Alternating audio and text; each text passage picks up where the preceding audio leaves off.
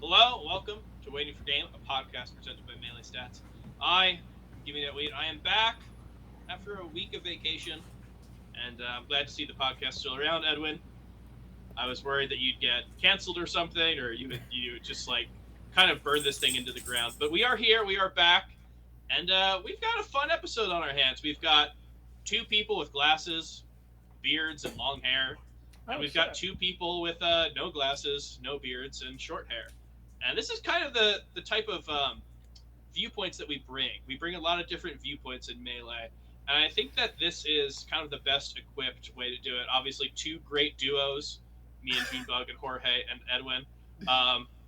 Well, I never introduced the guest that offhand, but I guess I spilled the beans. It's just such an exciting episode that I can't help but spoil it. But yeah, let's get into it. My co-host, last week's solo host, some could say, Edwin Budding. Edwin, first up, how are you doing? And secondly, how was last week without me? I'm doing great. Last week was pretty fun without you. I'm happy to see that you're back. But it wasn't as fun as episodes where I'm on, right? No, of course not. Okay. But yeah, I had a blast. I had a blast talking to SF and God, who was our guest last week? Oh my God. And Ben, yeah, SF and Ben, it was great talking to them before Double Down. It was great seeing them as well. But those two were not the only people I talked to at Double Down. They weren't the only people there or anything like that. So for today, we brought two people that weren't just at Double Down, but were actually major parts of the event. We got commentators Jorge and commentator and top 16 finisher at Double Down with his Dr. Mario, Junebug here. I am so ready to jump into this tournament, everything that happened into it, its results, whether we're all gonna die or not.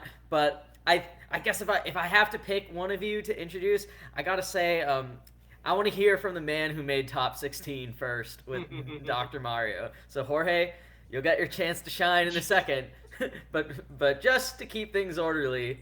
June, right. What have you been up to? How you been? Good. Double Down was such a fun event. Really love being in Vegas. Actually, I'm very down, so I shouldn't say that. My bank account does not like the fact that I was in Vegas, but my brain, my heart, my soul definitely did. Very fun event. Isn't that what it's all about? Yeah, of course. I did play Dr. Mario for the event, just kind of as a bit. I have been playing Dr. Mario for, I think, around 4 or 5 months now.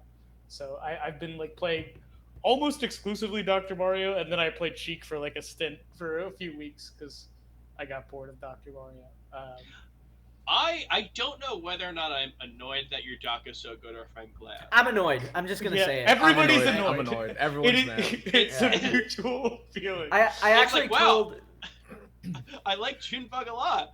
He's so good. This is cool. And then I'm like, well, maybe is it better if June's bad with Doc? Does the scene get better if he goes Doc and gets 129th here?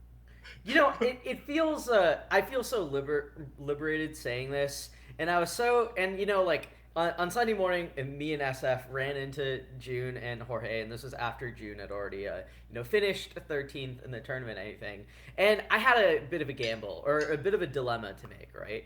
I thought, should I tell June that I did not want his Dr. Mario to go any further in bracket than it actually did? And I thought, June knows I respect him as a player, as an analyst and everything. I think he'll take it he'll take it well, right? So yeah. I think I said something along the lines of, it was really exciting and cool seeing your Dr. Mario against Magi.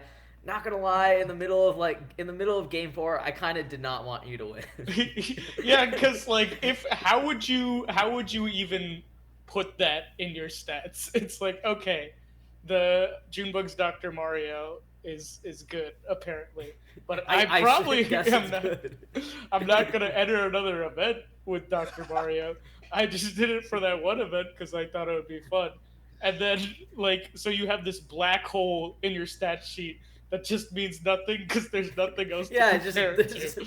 there's no predictiveness that the set gives me. It doesn't give me a good idea of how good the other player is. It is the only tournament that you're probably gonna go doctor. This is or the last tournament or whatever. And it's kind of like, I feel like a lot of top MDVA players kind of have this tendency of providing the competition these sorts of sets. Like if Chudak goes to a tournament right now and beats someone that I consider like top 25, like what does that mean, right? That doesn't tell me anything. That set may as well exist in like an alternate dimension, like a different zone that like it suddenly like players get sucked into the vortex and then they get like spat back out and suddenly they're in losers bracket, right? I think Chudat being good at Smash is like a constant, a Yeah, universal constant. it'll just never go away. He's always just gonna be there. Yeah, I guess your doc will always have a top 16 spot in a major history. I feel like this kind of goes back even further, right? If we're talking about the ultimate MDVA player that pushed a bit very far, I think Chillin' Samus definitely deserves recognition as like the thing that first it started like, oh, he plays Samus and like the Samus is bad. And then he like keeps playing Samus all the time until it just becomes his best character. Yeah, Chillin' Samus ended up really good. Yeah.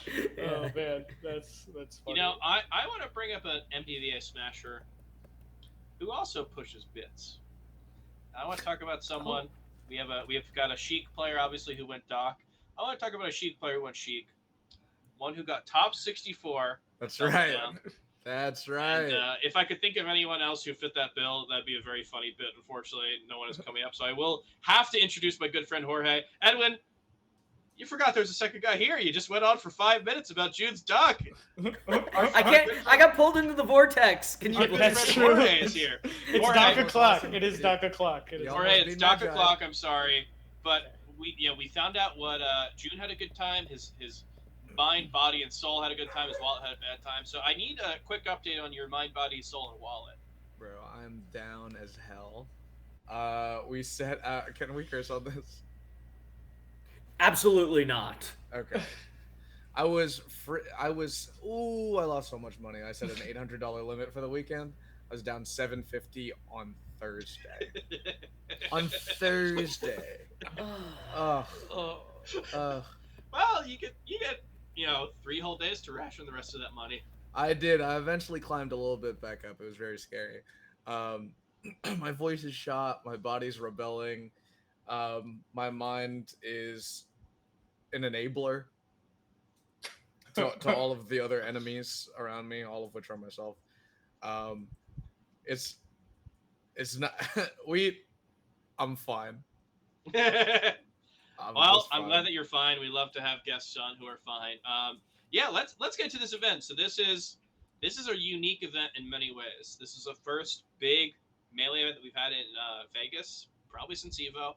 But I think the most unique that this event is it is a major that Edwin went to that I didn't, which this is the first time this has happened since the pandemic, since like Big House 9. And I didn't even have FOMO. I was just like weird. I was like, wow, Edwin is like hanging out with Hungrybox, and I was on vacation. I had a very good time, but I was like, it was weird. So Edwin, talk to me about this major experience. We love to go to majors and talk about how the experience is. Your first little solo trek in a little bit. Tell us about how this went. All right, so there's a lot to break down here from a personal standpoint, but I want to make sure that I understand what you mean here. Do you want me to talk about the major itself, or do you want me to talk about how I feared for my life immediately at the end of the tournament when I realized that the guy I played friendlies with on Saturday was puking blood apparently before going on stage and entering the venue maskless? What do you want me to talk about first, Wheat? I could go in a lot of directions here, and I just need some guidance from you. Did Chape puke blood? No, no, Chape did not puke blood. But you mentioned the name of the guy who... All right, you know what? I'm just going to talk about my experience of the weekend.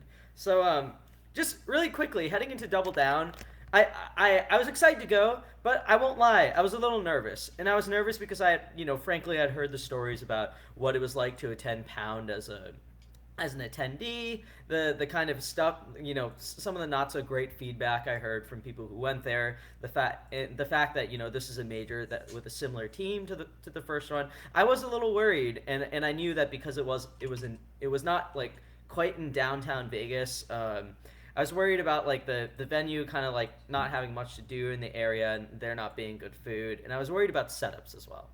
And I have to say, I was very pleasantly surprised. I had a good time this weekend. This is the kind of major that I went to, and I left thinking, you know what? If this happens again next year, and my friends are with me, I would go to Double Down again. I think there was a surprising amount of setups there that we were able to play. That I was always able to find matches, which is a good thing. I liked the food court, and kind of close by and everything. What I did you liked. get? What was your favorite thing from the food court? I like Shake Shack quite a bit. Do you get that burger where it's like mushroom? The shroom burger. Wait, let me finish. I'm not done. There's also a second food court like in the back of the venue, right? So and it's quite spacious. It's got seats and everything. You can sit there with your friends. They got overpriced pizza and overpriced water bottles and like yogurt and everything. How much was pizza? Oh, the pizza was like $13 for a slice. Yeah. It's like a mini pie with like 4 slices.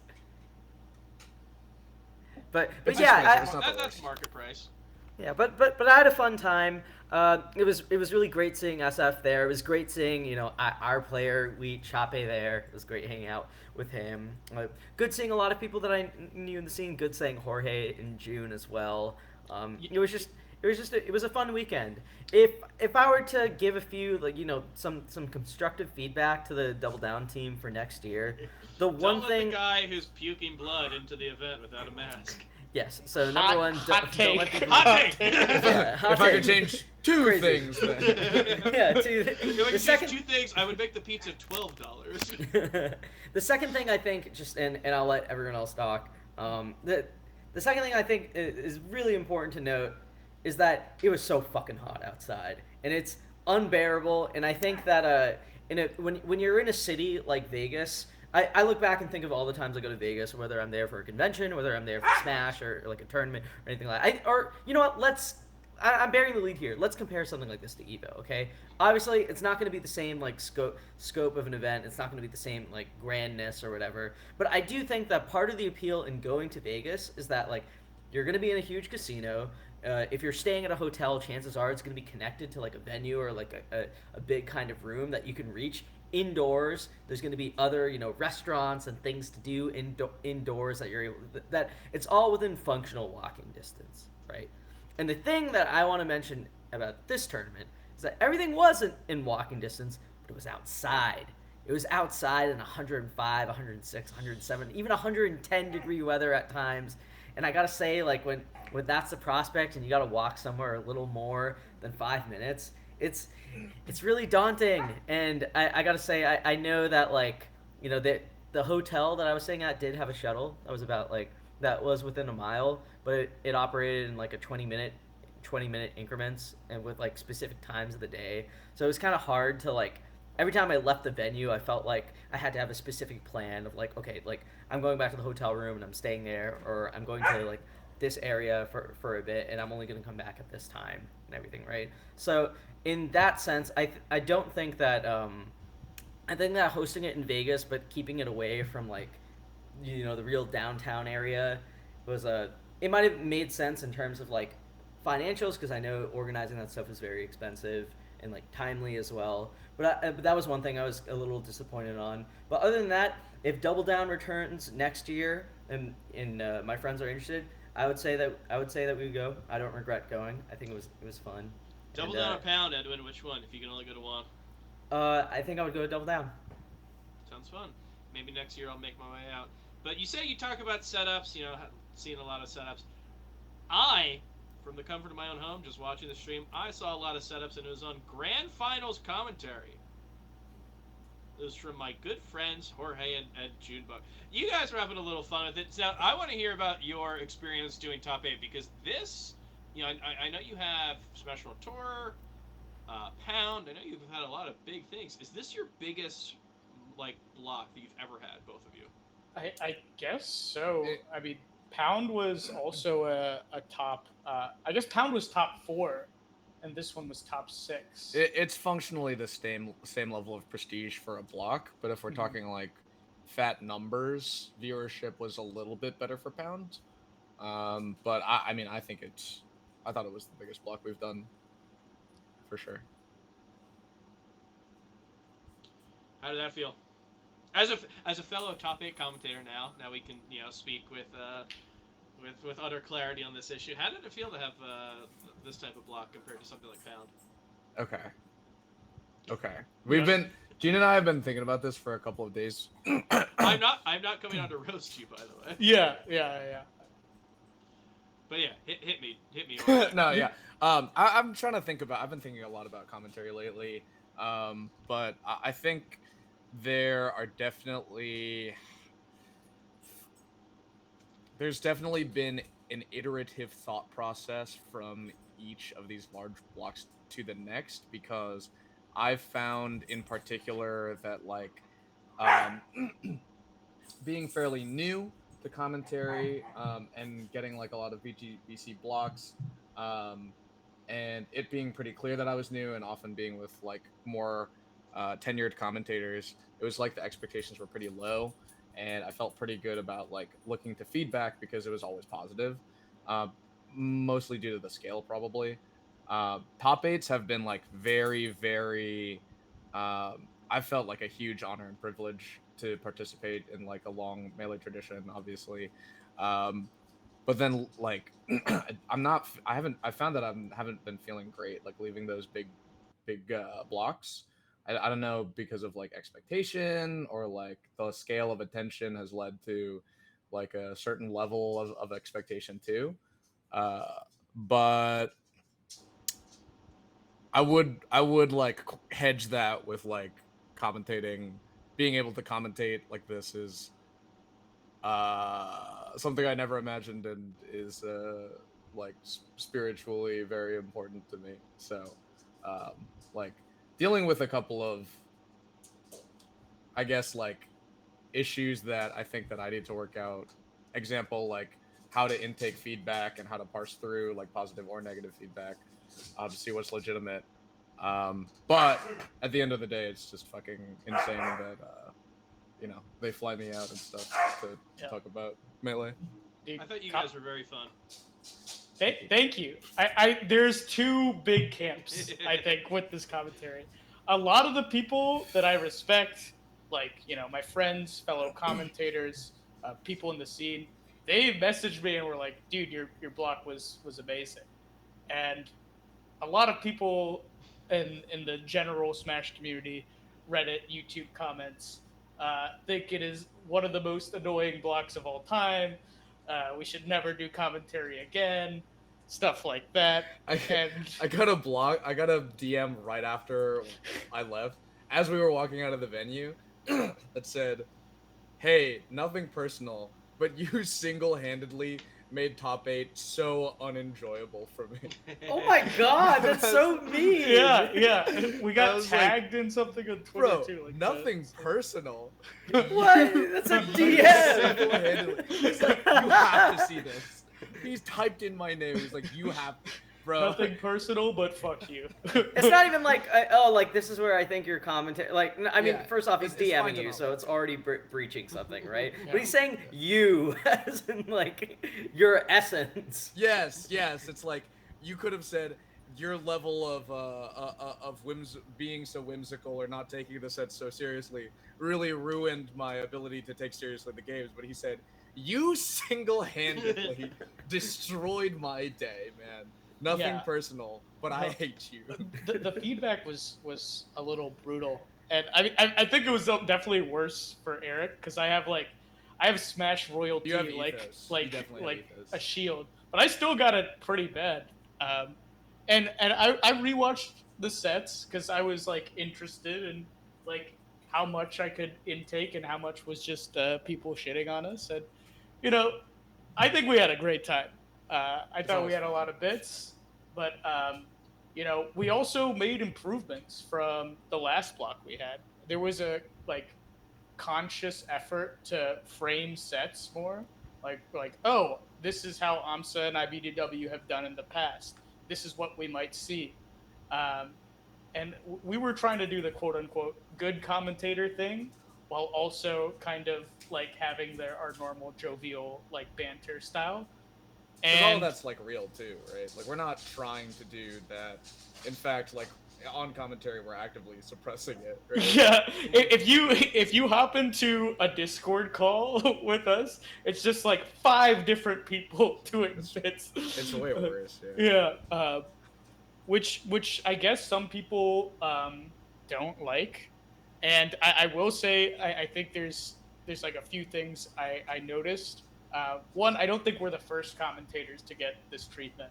Like I know Slime, like Jackzilla, like Ludwig, all the people that were like quote unquote funny commentators.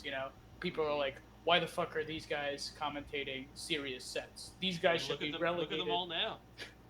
Yeah, they're Hey, doing 2 great. out of 3 are incredibly Ludwig, successful. Slime, and Jackzilla. Chroma, I mean, I could just keep on listing people who are known for being quote unquote funny on commentary, right? But I think there's this idea that they should be relegated to like pools or pre-top 64, and then top 8 holds like a bit more prestige, so it requires like this really really serious tone, and I don't think that's something we did. And if someone wasn't expecting that, or they really didn't like that, then I guess they kind of took it out on us. Uh, yeah, I do think we like also we came up really fast. Like I don't know. I think we started doing events a lot, maybe 2020. Like started commentating a lot together at Xanadu's. Yeah. And then within 2 years, I mean, doing top 8s, it's pretty wild. Like definitely like a crazy good opportunity, and very thankful for it. But I think being kind of like the new kid on the block can have some negative consequences. I was looking at, sorry, I'm kind of rambling, but I was looking at like a Vish Toph block on YouTube, and I was interested in what the comments had to say about them, because on YouTube comments for our sets, people are like, "This sucks, worst thing ever," and then there's some guy like, "I like it," and he gets downvoted. But there was just nobody talking about it, and I'm like, I mean, they did a good job, and I'm not sure why people aren't talking about it. It's just like if people know you, they kind of assume you as the default, and then nothing is said. I think like I saw one comment that was like, "These guys sucked," and it had like 0 upvotes, because it's just like way harder to pick on somebody who's quote unquote established, right? Yeah. But yeah, those are some things I noticed. But there's some stuff we could improve on if we are trying to do like the serious top 8 commentator mold. It's just a question of whether I want to do that, or we want to do that. Yeah, and there's a. I can't get over that guy DMing Jorge. That's like you live rent free in that guy's head. Like you had such a colossal impact on his life that like you have to keep in mind, right? Like he could have put on music or something and kept watching the and like That's like true. Maybe, It's a long block. It's a really long block. Also, like DMing, there's no constructive criticism there, and it's like doesn't change his like what happened. He's like, I listened to all of this, and I can't unlisten to it, so I need to drag you down with me. I can't feel better, so you must feel bad. No, I thought it was. I think that there was a lot of people who said this feels like a top 64 block and not a top 8 block. So it does open this interesting conversation of like, well, what do we want from that? What do we want? Bigger question, right? Yeah, I mean, I don't know. I will say, I don't think I've mentioned this on the podcast. Friend of the show, person who's been on several times, person we've hung out with at events. I didn't like Toph's commentary when I got into the scene.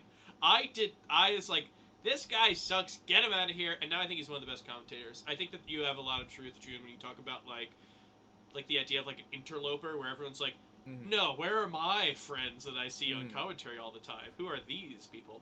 Yeah. Yeah, I don't know. I think it was very cool that they gave you such a big slot. And I think you guys got a lot of incredible sets to commentate. Oh And my because god. this was Edwin, this was an insane top 8. Crazy bracket. I don't think anyone would have predicted it. Okay, first off, it starts with HBox DQing. Oh my god. It doesn't start off with HBox DQing. Or being DQ'd. It's like second step he DQs. Right? The first step is that he arrives and is breathing air in that room. He's outputting carbon and something else. Not COVID. Dude, justice for SFAT. It's bullshit, dude. Poor SFAT Dude, got eliminated. He's got to keep his top 8 streak going. Oh my god. There's only one way to do that, and it's in fact SFAT. Okay, so we're kind of we've been talking about it. For anyone who hasn't been on Twitter, and you wouldn't see this on Twitter right now because the tweet is deleted currently. But let's talk about what the situation was. So HBox has been to like 3 events in a row, back-to-back weekends. I think this was probably his fourth big event in 5 weeks. I think there was like a 1 week off in between Battle BC and CEO. So he comes to this event, does his HBox thing, he's doing well until he doesn't do well, and he loses to S2J off of like the most insane. The worst DI you've ever seen. It's just like it's so bad. Perfect DI, just like best friend DI. Like it's so slow too. Like, yeah, that's the crazy part. Like it's like when you watch footage from Smash 4 now, and you're like, that was what the game looked like. Someone gets hit by an up smash, and it takes them like 30 seconds to die off the top. It's but, like okay, Puff is there, and is still there, and is still there, and then suddenly the game ends, and you're like, what? I don't think I could die from that knee on purpose. That's crazy. Like he saw himself get hit by the knee, and knee is an electric move, right? You get this, the screen lights up for a second, and you're like, oh, I got hit. Did not SDI, did not DI, just full on right. Maybe he SDI'd out. Yeah. He tried to die. Okay, but so it's an insane win. S2J, I mean, this is the thing, right? S2J's been incredible at locals and has not really gotten to that point in majors yet, so this is a huge win for him. His first win over HBox on LAN, but this is just to set the stage for what I think is one of the more insane things that I've ever seen in a tournament, which was the next day. HBox tweets that he woke up at 6 a.m. because he was throwing up blood. He went to an urgent care. And who wants to hit me? Jorge, do you want to hit me with what the 2 possible scenarios are?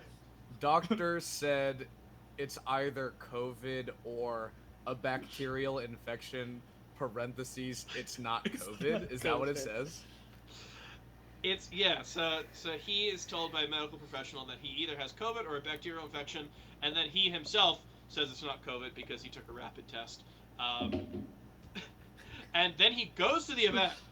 He goes to the venue, and before his set starts in top 12, he walks up to the commentators, and he says, I'm assuming he says something like this, "Hey Zoo, I can't wear my mask. I can't breathe in it.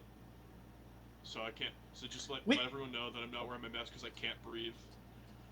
And then Zoo with like the most professional thing that I've seen, where Zoo just goes like, "Okay, so I'm being told right now that HBox can't breathe in his mask, so he's not going to wear it." And he plays the set. He beats SBot. He beats SBot while looking like he was like exhumed today. It was like it was bad in terms of how HBox looked. The gameplay was sweating was formaldehyde. Yeah. And he was ledge camping SBot. Yeah, the gameplay was awful. He was I think it was just... Ambi. I think it was Ambi who was like, "This is so fucked up because ledge camping him makes it so that SBot has to stay in his air zone for longer." I mean, really, the best thing for SBot is a quick 3-0 either way, but he didn't really get that. And SBot ended up losing the set, which is like, yeah. But I do think in like a funny way, after the set, HBox just like looks at the camera and gives like a little wink, and I was like, oh. The streak is preserved. The top 8 streak is preserved, but that is where the run stops because he tweets that he is DQing himself and he is escorting himself out of the venue. Yeah. So we don't know the agency and whether or not it was him, whether or not it was the TOs, whether or not the TOs were going to DQ him, and he knew that, so he DQ'd himself. It said, hey, you know what? I did that one time. I had a feeling I was going to be fired from a job, so I quit. Because I was like, yeah, I just don't care anymore. I quit. And the guy was like, hey, that rocks. We were about to fire you. This makes it so much easier for me. So maybe similar to me, HBox kind of saw the writing on the wall and decided to leave on his own accord. But we don't know. That's all conjecture. I don't want to sit on my high horse right here, but I will say that was not good. And I know it's funny. Yes. HBox, unfortunately, is a very funny human being, whether or not he tries to be. I think that this is one of the most egregious things that I've seen from a top player. It's despicable. It's really crazy, and I hope that we see something come out of it. Am I advocating for like a 6-month ban? I don't think so. I would like to see some consequences though, because the health and safety of the 1,000+ people here, right? The 1,500 people in attendance were compromised because of someone who was told by a medical professional that they might have COVID and decided to not wear a mask because he couldn't breathe with it, which is. Because I have some sort of respiratory affliction at the moment. Yeah. Yeah, and look, let's not kid ourselves. This is someone who this specific issue of not respecting public safety and not taking this seriously. This has happened consistently over the last year. This guy doesn't wear a mask until he's told to. TOs have to go up to him multiple times, and he always seems to have an excuse for why he doesn't have a mask on. During pops-offs, he rips his mask off and gets excited, spraying spit and everything all over the place or whatever. Like, this is a continuous problem. TOs have talked about it. Everyone's joked about it because it's become part of his brand, and now it's reaching this point to where like he's able to like. I just think I'm fully on board with Wheat.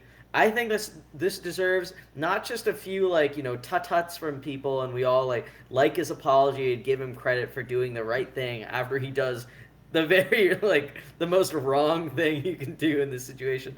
No, even you know what? We got to reach out to the Missouri Smash scene. Or we got to reach out to St. Louis. St. Louis, yeah. St. Louis is banning him stat. St. Louis, the king of giving out bans to people who will never ever go to their events. And also, Jorge, you might like this. The TO who's giving out those bans also made the "why do they call it an oven" meme. Why do they call it what? And why do they call it an oven? Is it because it of in the hot food of out or whatever? Isn't that crazy? The very same. That TO made that? Yeah.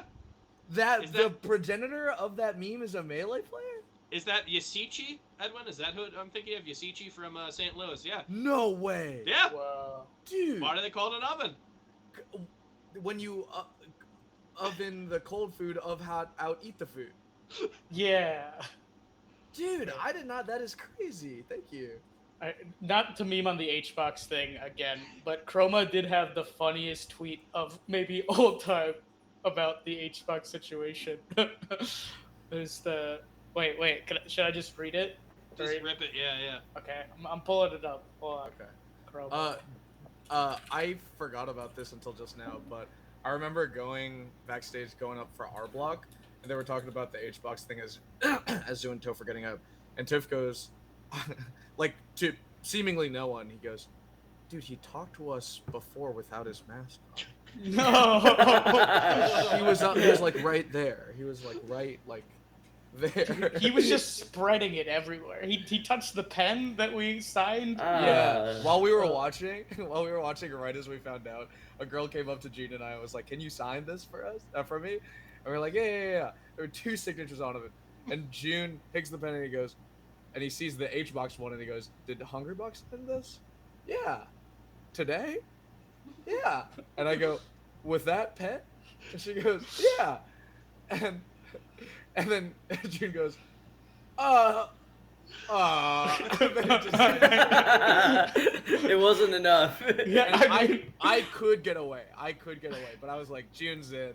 Yeah, just- I had to sign it at that point. It was just You like touched it already. Yeah.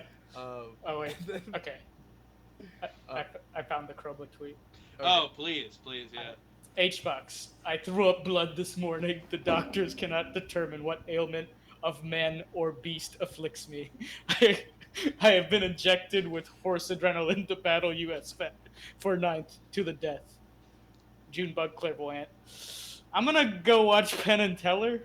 Good luck tomorrow, Zach. I want to talk about this magic show for Yeah. sure, but before did one of you add the annotation to June's Smash Wiki or whatever? Do we know who that is? it was not one of us. Oh, okay. I think we've got some connections to wiki editors out there, but no, it was not that. That was but yeah, very I definitely want to talk about this magic thing. I just want to kind of end talking about this. Right. Whole HBox situation was that you know what, June? There were a ton of funny tweets. It was a very funny time to be on Twitter, which I think is like how the only way that people on Twitter are able to kind of deal with a situation like this. It is confusing.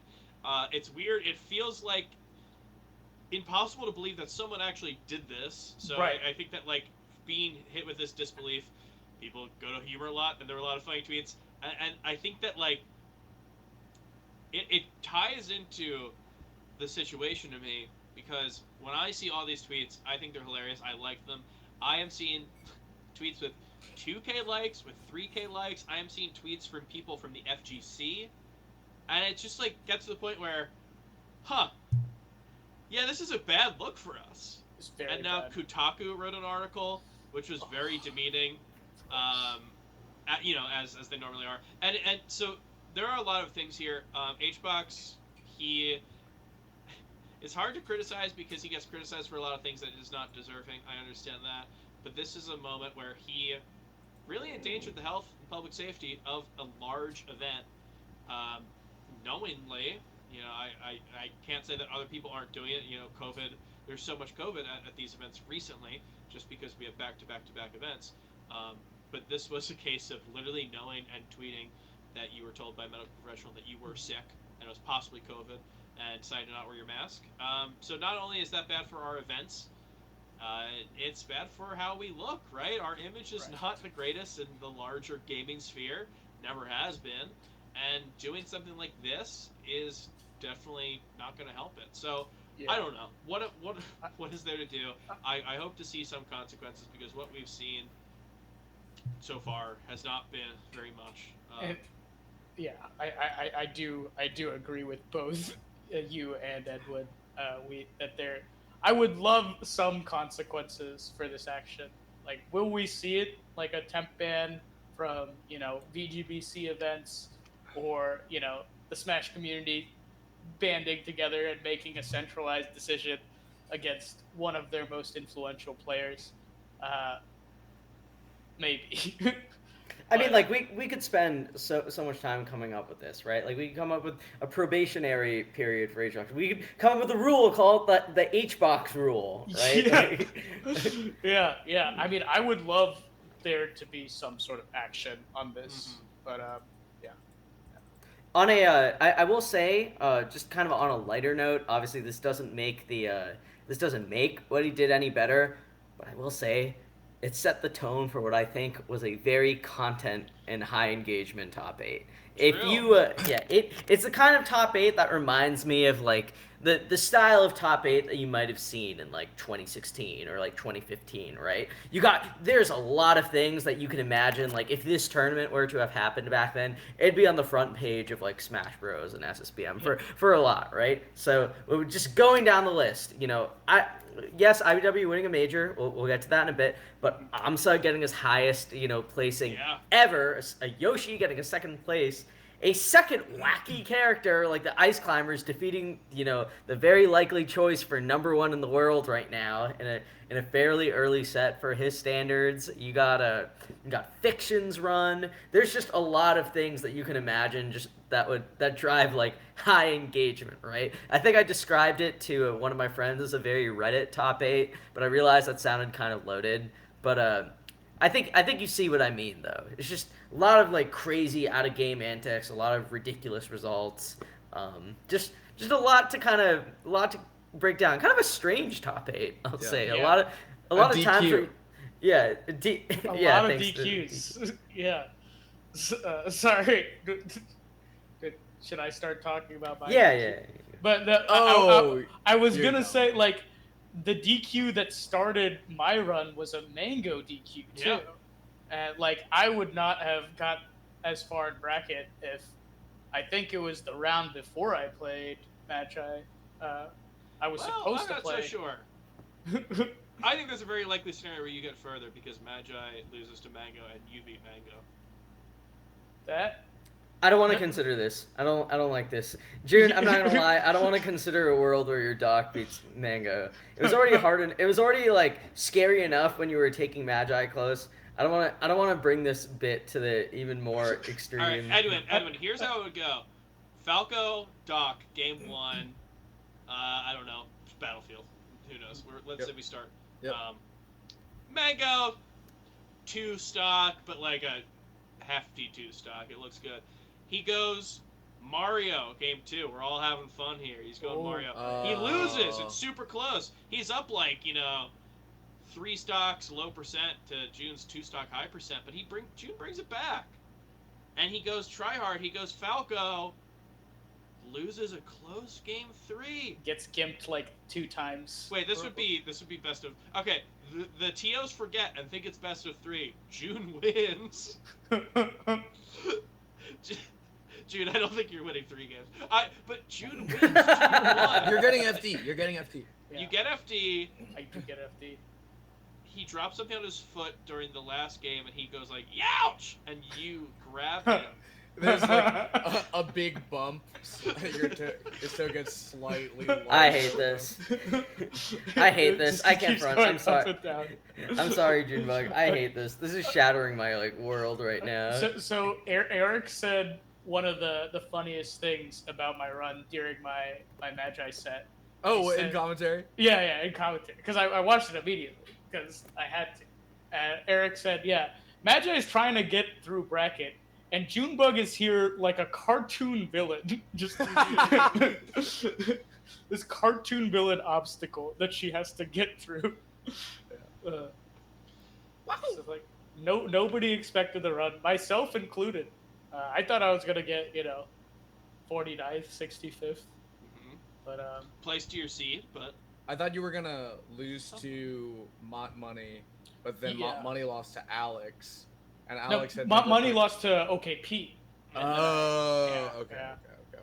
And then me and OKP had a very close 3-1 set. I didn't know Pikachu could gimp Doc, but he can't. I wanted to talk more about that matchup because I thought I had an understanding of it before we played, but then after we played, I'm like, I'm not really sure who wins this anymore. Doc Chain Grab, it lasts till like 27 on Pikachu, so it's not like that long, but Pikachu can gimp Doc and probably wins neutral. It's weird. It's a weird matchup. But then I played. We'll never see it again. Yeah, it will never occur again at a major problem unless Franz comes down. But then I played Like- Alex after Magi. Like a historic placement from a Dr. Mario. So funny, It is really funny. so funny. And then you DQ Shroomed because you Junebug. go see Shin Lin. Friends. Yeah, Shenlin was great. I did think that, very good sleight of hand, very like showman type man. Did you figure it out? We have a question that didn't make our Patreon questions. That is, how much of the show did you figure out? The mentalist stuff we were talking about, like me and Eric and like some of our other friends. We're talking about it was probably they had ticket information and they could like look up people's birthdays and names and maybe like stalk them on social media for fun facts. But all the card shit that Shen Lim was doing, most of it I could not figure out. It was just insane sleight of hand. And there was one point where he put a coin through a table and it looked like the table became liquid and then it became solid again. Yeah, And- a table in front of us. yeah, it was so Crazy. weird. I got closer to believing like he was truly doing it than figuring one of he did have a really funny bit where he talked about how he had broken his hands, and he just took like photos of him and a doctor, like just talking about how he could never do magic again. And But it was the a photos... staged clip where they do like blocking, and a doctor walks up and is like, and then Shinlim is like, all right, Shin. I don't think this happened because you guys are lit by like a Kino stage light. I lean over to my friend Justin, and our friend Shake Drizzle leans over to Eric, and we don't know each other. We haven't talked to each other, so there's no way we could have planned this. But we both say he's the Hacks Money of Magic. Oh no. Yeah, because Shinlim also put out a manifesto about Chris Angel, about. Wow. Wow, I didn't know this. I'm learning a lot. Lots of manifestos out there, I guess. Yeah. But It's never a good thing when someone wrote a manifesto. But there must have been one good one. Totally worth it. I probably would have lost to SFED anyway. He's very good against Doc. I played him the next day, and yeah. Humble 3-1, I heard. Humble 3. It was close. He killed me with a get-up attack at the end of Game 4. Oh no. I was so salty. Right. Well, June, I want to say, you might have not understood the magic tricks, but I bet that he didn't understand how to up B cancel with Doc. So I think both of you are kind of in a similar spot. That's true. And you didn't have to play H-Box. That's true. Something that June pointed out is that because H-Box DQ'd, H-Box would have probably beat Slug, and then Zane would have beaten H-Box. We don't know. It's really interesting. You know, Slug, for what it's worth, gave H-Box a lot of trouble online. I think they did have a somewhat close set in person, but I'm completely blanking on it. Nothing matters anymore. It's all mush to me. I do think if they played, H-Box would camp the shit out of him. To the point where it'd be like, we need to revisit the rule set because he can do this versus Ice Climbers or something. All I'm saying is that I am not willing to say Slug will not beat H-Box. Sure. And I'm definitely not willing to say that Slug will not beat Zombie H-Box. But what it led to, in a tournament that, in a top 8 that had Amsa taking his first set since Zane got super good off of Zane, his first set in a while off of Zane, in a top 8 that had that, I think Zane losing to Slug is the craziest result that we saw. Agreed. We saw Fiction get 3rd at this event, and yet Zane Slug, I think, is one of the most insane sets that we've seen in a while. Yeah, I mean, Slug's been around for a while. Slug has his 9th place at Genesis, where like he lost super early to Salt, he lost before top 64, and then just beat every single Sheik player in the world until he got 9th place. It was a tragedy. National He tragedy. ran into Laud, and it was just like, oh no. Yeah. I lose now. All right, you had your fun with the Sheiks. Now you gotta play Laud. Yeah. Yeah, it was. He's been on a little bit of a tear this year. We've seen him like lose to Mont Money and lose to Swooper and lose to the Salt, of course, like I just said. But yeah, it's scary. He's one of those players where if he is in a certain spot in bracket, I am scared. Like if he is in round 2 pools, I'm like, dude, Slug might lose. But top 16, I'm like, no, he's going all the way. He's not gonna lose. Yeah, I just want to mention one thing with Slug is he's always been very, very good against Marth. Like, if you followed him throughout the pandemic, even like during like the start of his rise, that's been like one of his best matchups for a really long time. I was really interested to see how he would do against Zane. Obviously, like Slug had Kadoran's number for a bit, like before during the online era. I think Kadoran looked a bit better during their set, but I thought Slug would take that. But nonetheless, like Zane is this is someone that's a level ahead of that. I think regardless if you want to talk about how he played the matchup or who was playing it more correctly, I think Slug defeating the best player in the world with a character that we don't often see nowadays this deep in top 8 is just it's really one of the craziest storylines and just insanely impressive. And I want to say that after game 1 against Fiction, I genuinely thought to myself, like, wow, Slug is going to be in losers finals of a major. Same. And then to top the ridiculousness of Slug having one of the, craziest set accomplishments of the year, Fiction just, he figures out the matchup apparently. He just started Like, F smashing him. It was like so wild to see everything Fiction do work, and who just like had Slug and Ices figured out to a T. It is the culmination of a story that started when he said that he would never lose to an Ices. And then lost to Lost Bananas. to Bananas. And then he lost to Bananas. Bananas Sopo. And now he's back, right? He went into this set, and you know what? I don't think a lot of people thought that he would win. I was a little confident. I had a little, I don't know if it was misplaced, but I heard some people on commentary say that he was going to get 3-0'd. Yeah, Fiction? Yeah, who said that? Did I say that Slug was gonna beat? Wait, I beat owe Fiction's you ass? $5. Holy shit! I Yeah. forgot. Oh, you do. No, You got- damn it! Ooh, whoops. Why? Oh, you said you thought that Slug was gonna beat Fiction. I say Fiction takes at least 2 games. Yeah, I saw You the 3 said- stock. June, you said 3-0'd, I think. No, I did say 3-0. Yeah. Which, like, hey, if you watched Game 1, that felt like a good prediction with Fiction. I mean, both those players in my mind, top 15, top 20 level players. Both of them are super good. But yeah, that was Fiction being able to pull that out. Honestly, I think his whole thing with Falco, for me, has been like proving that the Falco switch was worth it. Because the Falco switch this entire time has been like, wow, his Falco is really good for only playing it after a year. Oh wow, his Falco is super good still after playing for 2 years. But I am not convinced that he has hit the peak that he hit when he was playing Fox, which was before the pandemic hit in 2020. He was legitimately a top 7 or 8 player. The result that he was putting up with Fox, he was about to have an incredible year, and then the novel coronavirus happened. But yeah, I think he's finally hitting a point where I am comfortable saying, like, it was all worth it, right? Like, we are seeing these Falco results hit a level that maybe not at the peak of the Fox results, but he is putting up numbers. He's so good. Yeah. Yeah, if I can say one really interesting thing about Fiction and just generally his results this year, or more so his double down performance. Fiction. Can you say one interesting thing about his results and then one interesting about him, not his results? Yes.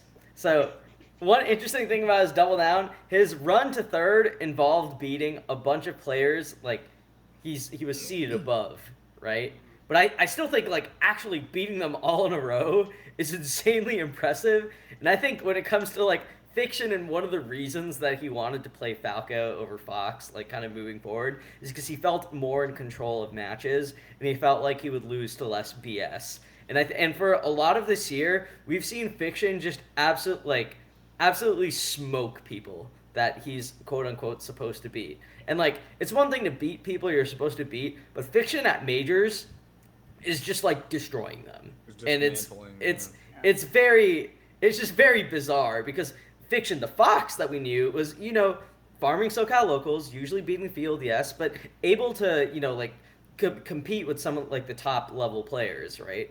And I think the Fiction that Fiction's Falco, what we've seen from it, it's really, we haven't seen it get those, like, those Zane or, like, Hungry Box caliber or, like, Plup caliber wins or anything, I guess, for something more specific, right? But we've seen Fiction's Falco at big tournaments just completely smoke people that we'd otherwise consider like in his tier or just under, which is insane. It's actually one of the craziest. Like this has to go up there with like if we're talking about like switches that have led to success, or that's comparable or close.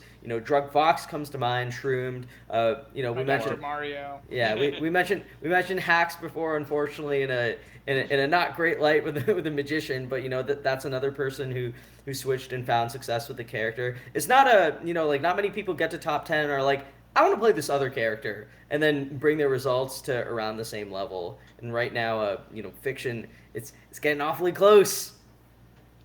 Yeah. So what's the fun fact about him personally, though? Oh, well, the fun fact is that he wanted to play Falco because he felt more in control of matches. The fun fact is that he skateboards. Ooh. I didn't know that. Oh, my pizza That's is here. fun. I'll be right back. Yeah, Junebug, you gotta go get your pizza. To continue the legacy of Waiting for Game episodes featuring Junebug, he did get a pizza. He is the first person to get 2 pizzas on this show. Historic run. It is a historic run. He was the first person to get a pizza. He was caught up later by me, Ambi, and the Cheat. We all got pizzas to celebrate Papa John's. Edwin said he would and then did not. So Edwin's pizza count is at 0. I'm at 1. Junebug now hit 2. Jorge, play your cards, right? We'll see what's going on. Jorge, anything you want to say without June here, without the prying eyes and ears? I think me and Snacks is better. What's your favorite snack, just in general? Dot's pretzels. You ever had Dot's pretzels? Yeah. Well, do you ever had Snyder's? I'm a Snyder's pretzels guy. Something about Dots, man.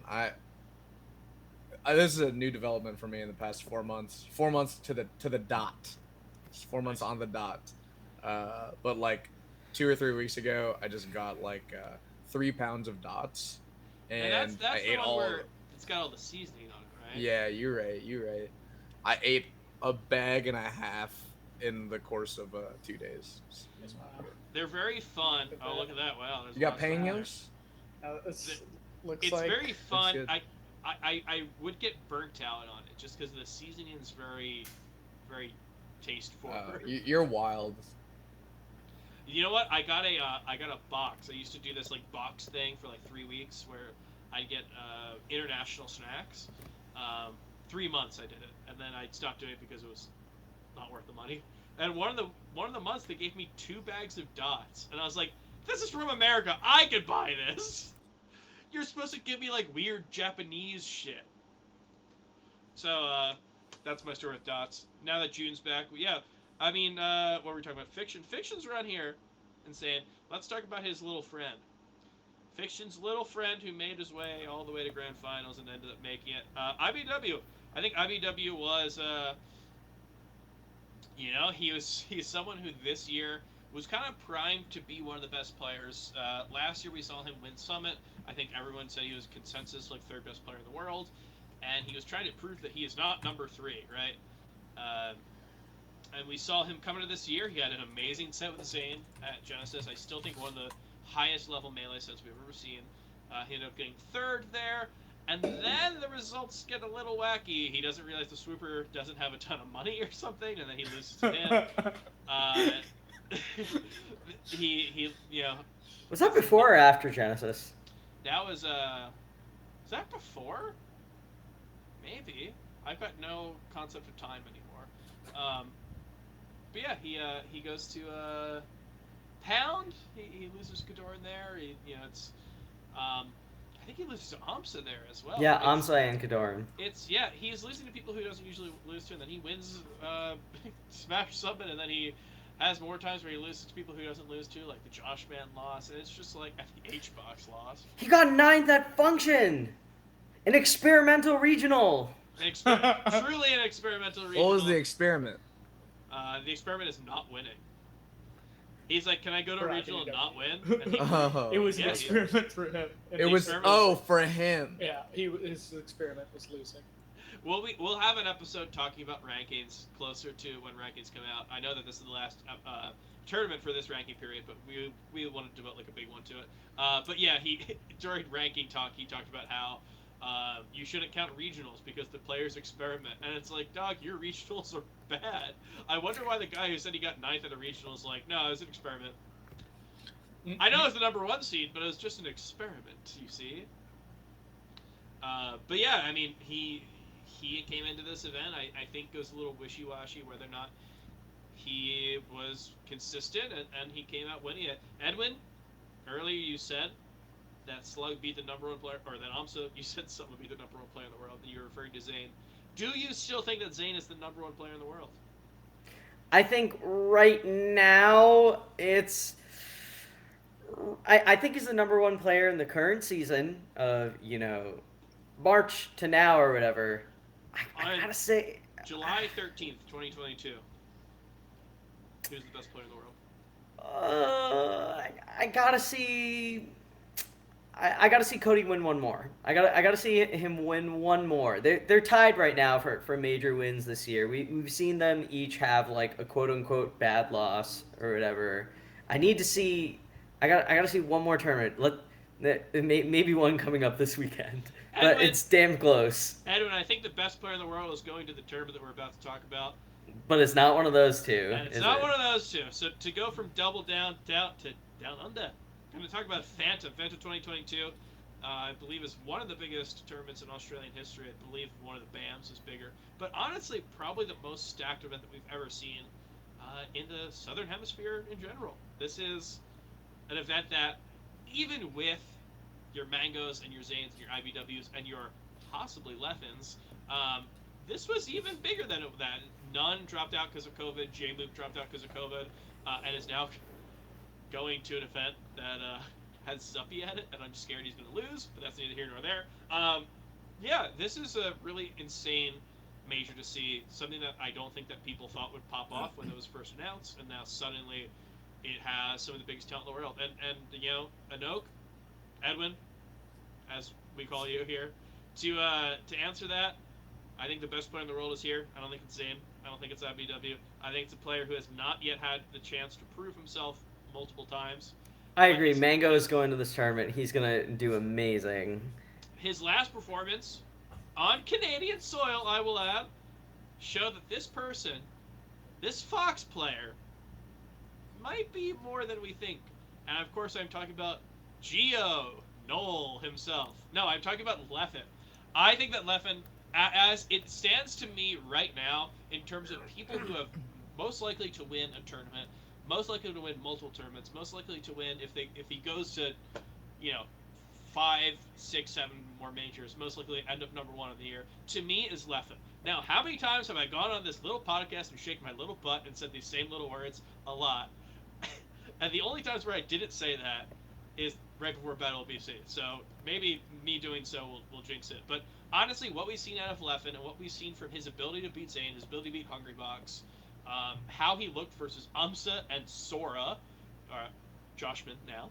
I think that not only is he the favorite to win this event, I think that if we continue to see him travel, if he goes to this, if he goes to FET, goes to SmashCon and Shine and Big House and Panda Cup, Smash World Tour, whatever, I think he will end up as the best player of the year.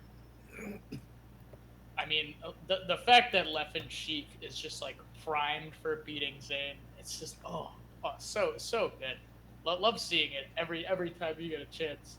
And I mean, his Fox is good at every other matchup, so it's he definitely is a player that when he like starts playing a game, he's like, I want to figure out how I can win the most at this game.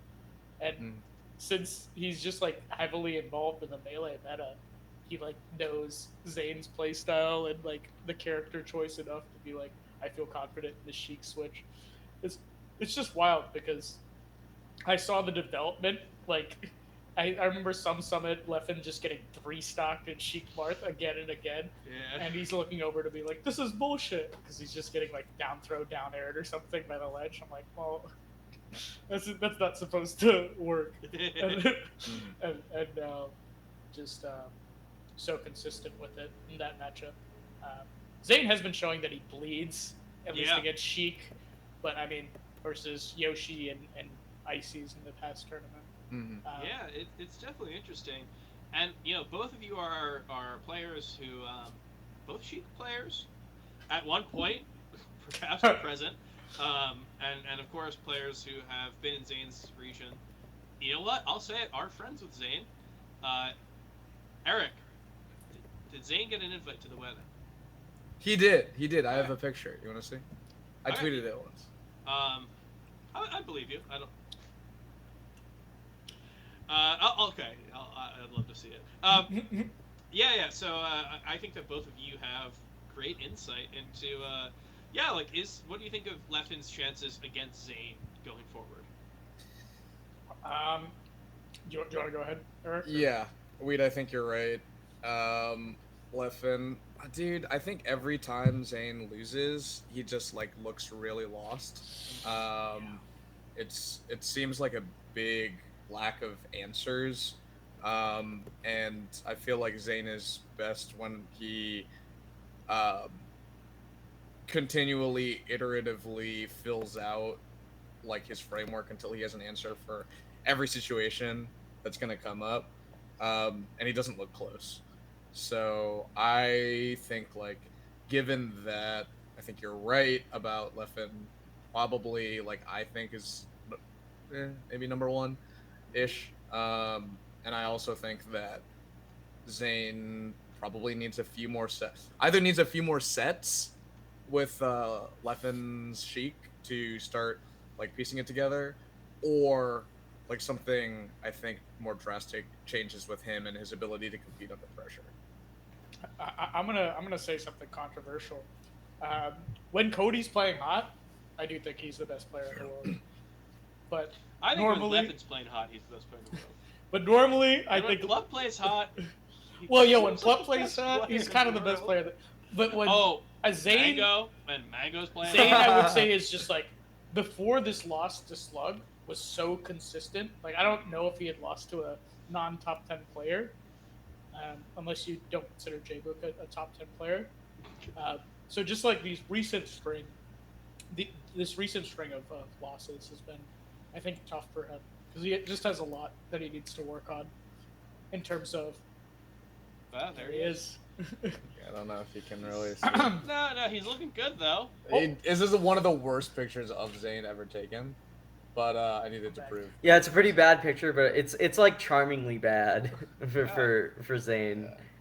Yeah. I will say, I think that we got like an interesting RPS situation here, right? Like we got Leffen, who we know is like he's starting to give Zayn a bit of trouble, and it looks repeatable.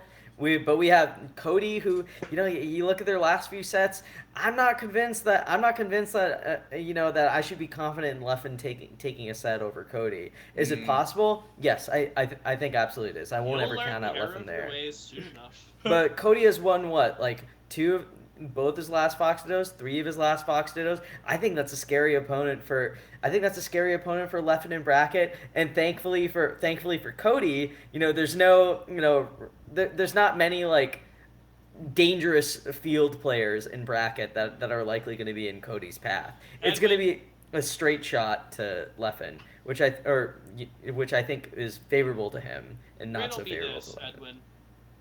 What happened the last time that IBW played Joshman in bracket? He lost.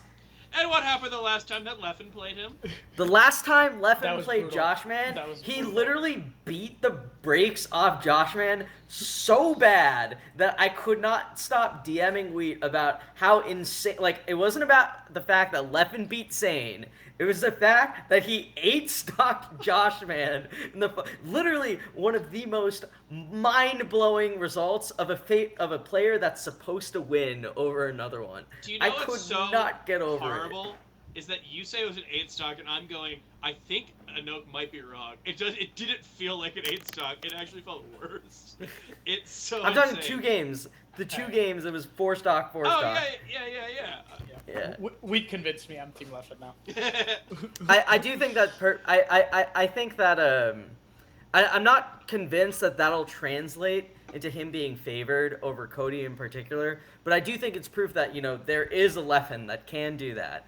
I won't count it out, but I'm not saying that. But I still think that Cody is a very hard draw for him.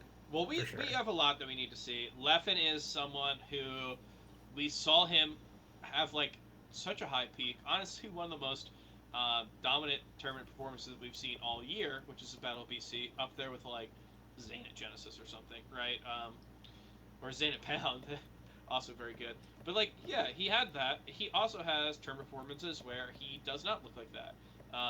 Honestly, he has not had bad losses this year. It feels like he has, but then you look at it and it's like, oh no, he lost to AMSA and then destroyed AMSA. AMSA is like top 6 or 7 in the world. He lost to Lod. Wow, he lost to Lod. Lod is top 8 or so, like definitely top 10. He lost to J-Mook, who we think is a top 5 player. Exactly. Like, right, these losses seem out of character for Leffen when they happen, but when you look back at it, maybe it's not as bad as it felt like. But still, if you're talking about the best player in the world, if you're talking about a player who's most likely to win an event, that's the type of stuff that you kind of hold against them. Same thing with IBW. He has these tournaments where he goes in, you don't know if he's going to lose to Crudo, or if he's just going to whoop everyone and make it out on top. Dude, when IBDW looks good, he literally looks like the Terminator. Like, it's so scary. When he does, like, the frame perfect, like, short hop up airs, it literally is like Falcon Stomp level combo opener. It is terrifying. Like especially when the way he gets openings across like the whole cast, he just like blows them up. When Leffen plays like amazing, it looks so clean, right? Like everything kind of falls into place. Like he's hard to hit, but he's like outplaying the opponent. He's like making them look silly. When IBW is playing on point, it literally looks like he's dismantling his opponent like fucking Bane or whatever. Like it's terrifying. Edwin, is it Terminator or is it Bane? I need you. You got to pick one. I'll go with the Terminator. Yeah, sure. Okay, so if you fall into my trap, if Cody is T1000, then I have to say that Leffen is T8000. I don't know. Oh, the you numbers. idiot! You Are picked those him. the correct numbers? He's Robert Patrick in the second one. That's Leffen. All right. He's like liquid, and it's very good special effects. Edwin, did you know that was a movie that won multiple Oscars, was a huge critical success, and it was was the not. third, it made it to the top 3 movies all time in gross when it came out. So you would not say it's a cult classic? I would not. I would just say it's a classic. I wouldn't call it a cult classic. Yeah, but there's no fair enough. that.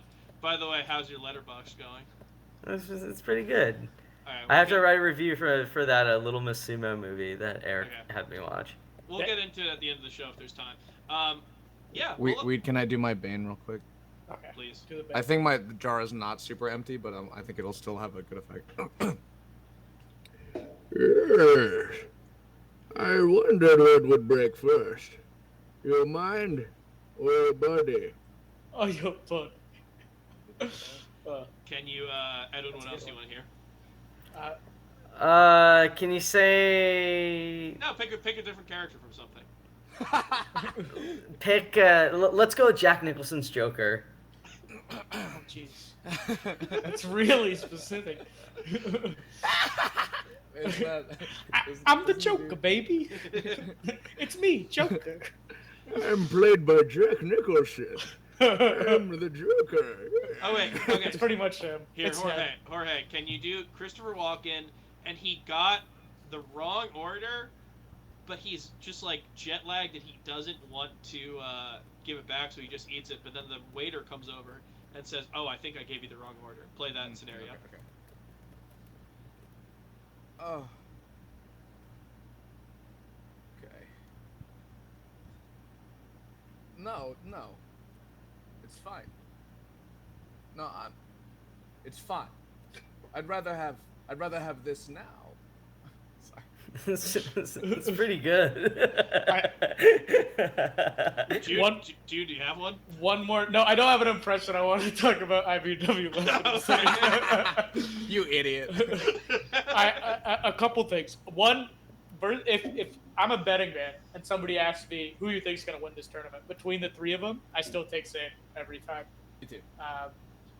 And also, I think there's been a large mentality shift in like I know the way Leffen and IBW have been just like thinking about things in Melee. Mm-hmm. Like Leffen is now dog posting on Twitter.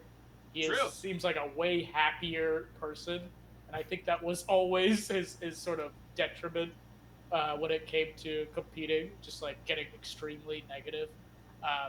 And Cody, somewhat similar, just very, very like all over the place emotionally when it came to like bad losses and competing. And recently, with the help of his whatever he's doing and his girlfriend, which is no, I'm not gonna make that joke. Mentality is improving because of emotional support. Yes, exactly. Yeah, that thing, and also just whatever. Like I think just a healthier outlook on the game and competition. I think a lot of top players burn out really quickly because of their unhealthy outlook on it. All right, I'm gonna make an insane call. Okay. Are you guys ready for this? Sure. I think if Joshman and Leffen play in bracket, I'm gonna say that Joshman wins because I cannot imagine getting 8-stocked by someone like so bad, like and at the skill level that and not want to like watch that every single day, like up to a projected bracket match.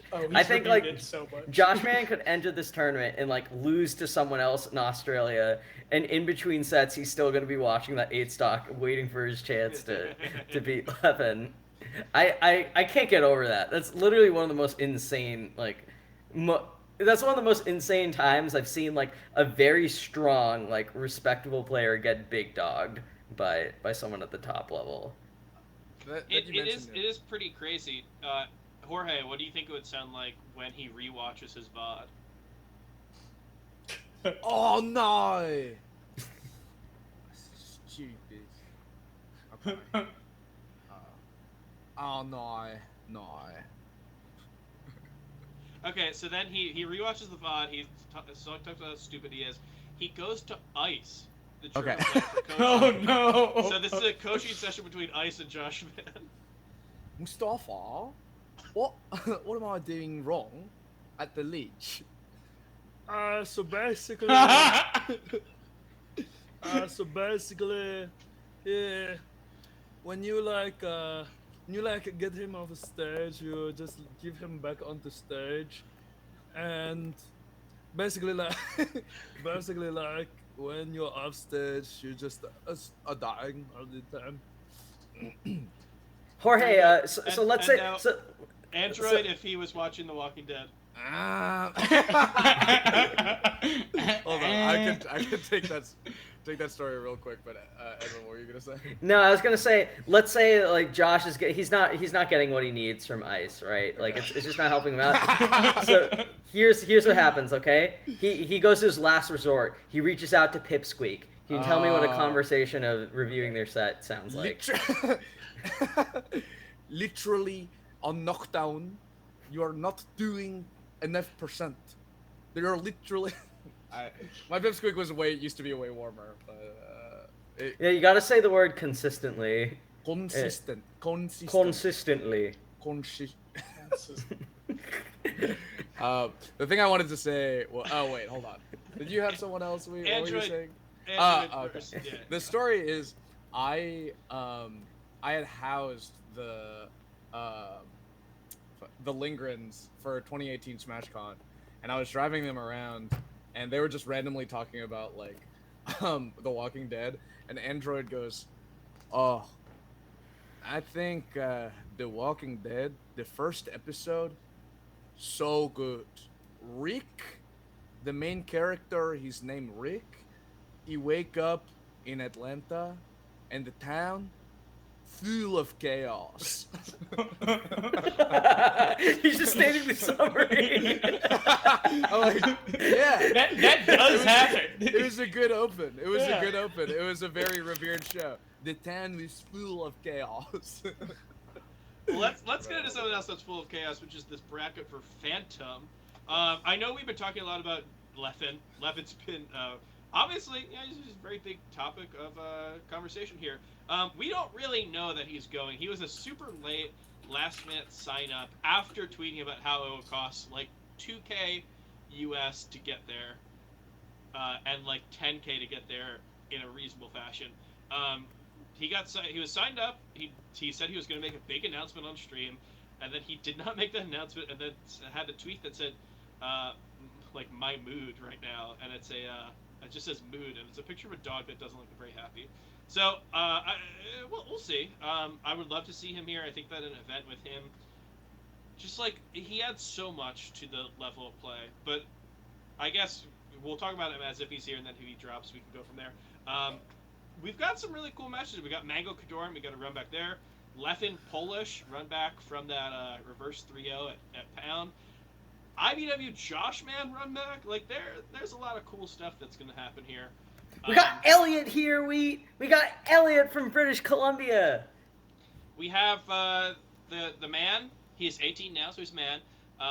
Who claims that he is 6'2". I've yet to see it. I don't think it's true. But yeah, I mean, if he's not 6'2" in stature, he's 6'2" in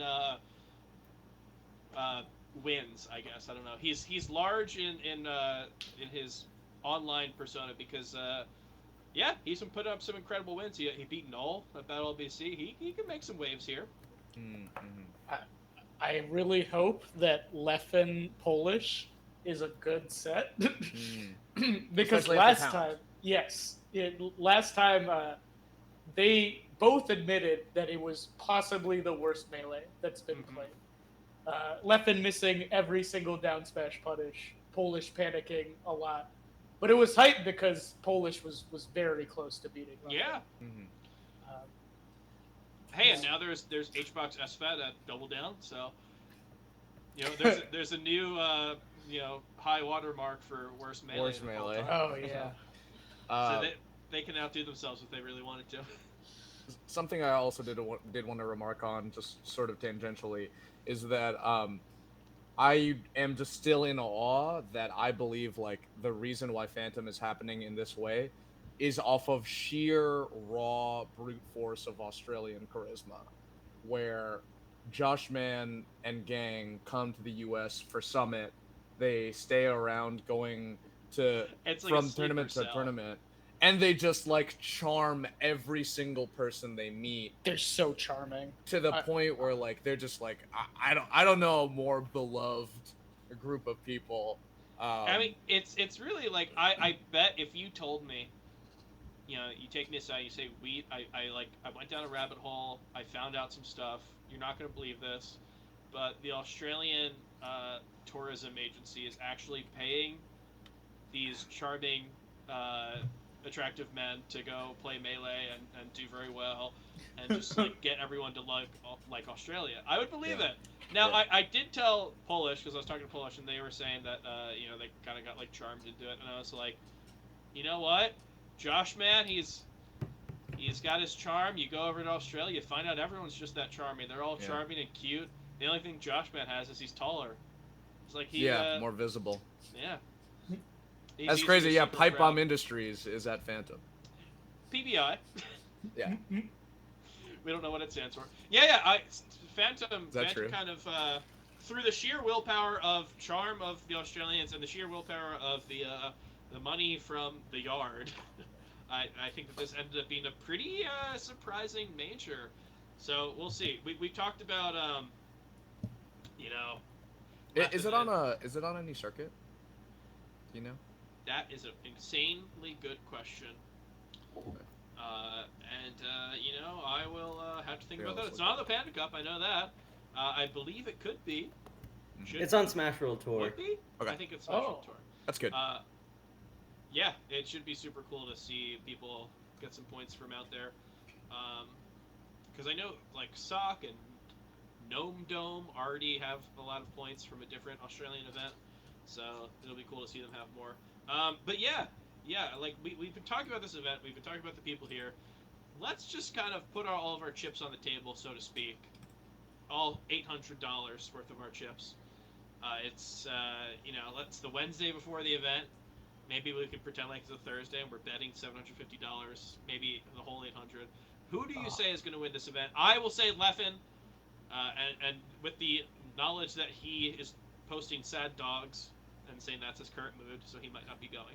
But I think that if he goes, he looks so good, and even though he will be on a few days of, he will have arrived a few days after everyone else, might not be accustomed. I think he'll get into it. I think his fighting shape will arrive by Sunday, and he will destroy everyone. I'll pick Leffen. Edwin Budding?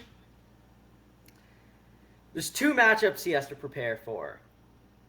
Fox and Marth. I think Mango's taking this.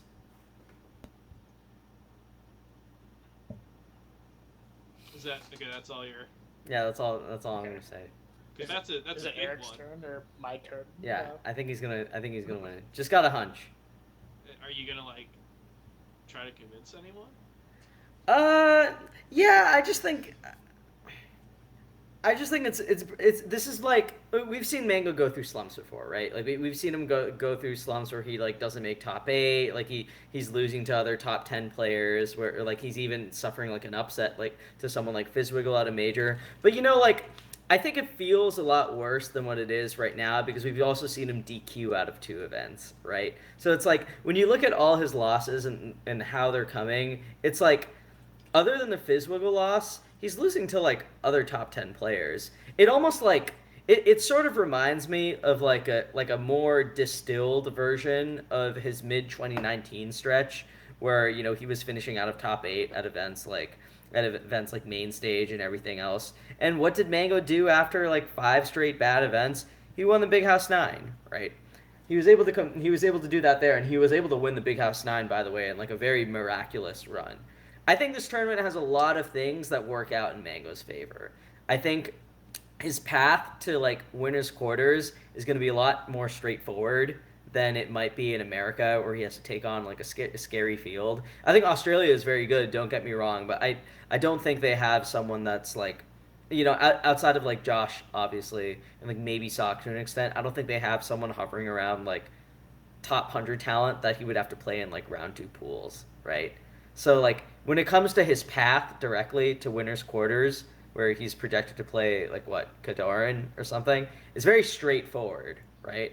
I think typically Mango succeeds when his like obstacles are very clear, when he doesn't have to like balance a lot. We've seen him come back from longer slumps. It feels like this one is a little worse because he's DQ'd out of 2 events and not giving us that much to work with. But from I what think we've he's been to both. Well, yeah, I guess he did go to he went to 2 events, but Give him yeah, some- as far as competing in bracket though, and I think if there's a time for him to turn around, it would be weirdly at this event. So why not? Wheat's going Leffen. I'm going Mango. Jorge, what's your pick? I thought you were smoking drugs when you said Mango, but it does raise for me, I think, the strongest indicator for success, which is going to be the like conditions, which are going to be rough on everyone, and I'm unsure on how each one of the top seeds are going to adapt to it. My gut says Zayn, because of how seriously he's probably going to take the preparation, recovery from jet lag, health, and like peak performance. But sometimes Cody does really well under really shitty conditions. And then I think that Mango is fine to fold to Australian drinking culture, peer pressure, and still Oh God, that's true. still No. do well, And and still do no. well, No, I and forgot still about do well, Nope. and still Oh, do Nope. well. Jesus Christ. Okay, Drunk then it's Mango Zayn. has never beaten Zayn. Drunk Mango has never beaten Zayn. Okay, then Zayn. Famous story at Smash and Splash. I think it was it 4 or 5? The one where Zayn just like 3-0s Mango really quickly. Oh yeah. They're The playing 6 minute, yeah. they're playing friendlies before, and Zayn's just like 3-stocking him again and again. It's like all in Yoshi's, right? Smash and Splash. Yeah. Yeah. And, Yeah. Oh, that it's one's where- ugly. It's where Mango's drinking a beer and Zayn is eating a banana. or something, the right? duality. It's over in like 6 minutes too. It's really Yes, it is. funny. Like, Yes, it is. And then like Mango's like, one of us is getting 3-0'd. Yeah, one of us. And Zayn goes, "It's you. It's you. I'm destroying you back and forth right now," and he does in tournament. Yeah, I mean, but looking at his bracket, having Spaceys leading up to winners finals is pretty good draw for Zayn. Yeah. I think Leffen could lose to IBDW based on their history, and in which case it's another Spacey, his most comfortable matchup. They did have a really close set at Genesis, but I think just based on how much he wants this, and also fun fact, I know Zayn and IBDW were playing a lot at the event this past weekend at Double Down, and Zayn was getting the best of Cody during those friendlies. So he was confident in how he was going to do versus Cody, but then he ultimately lost to Absa.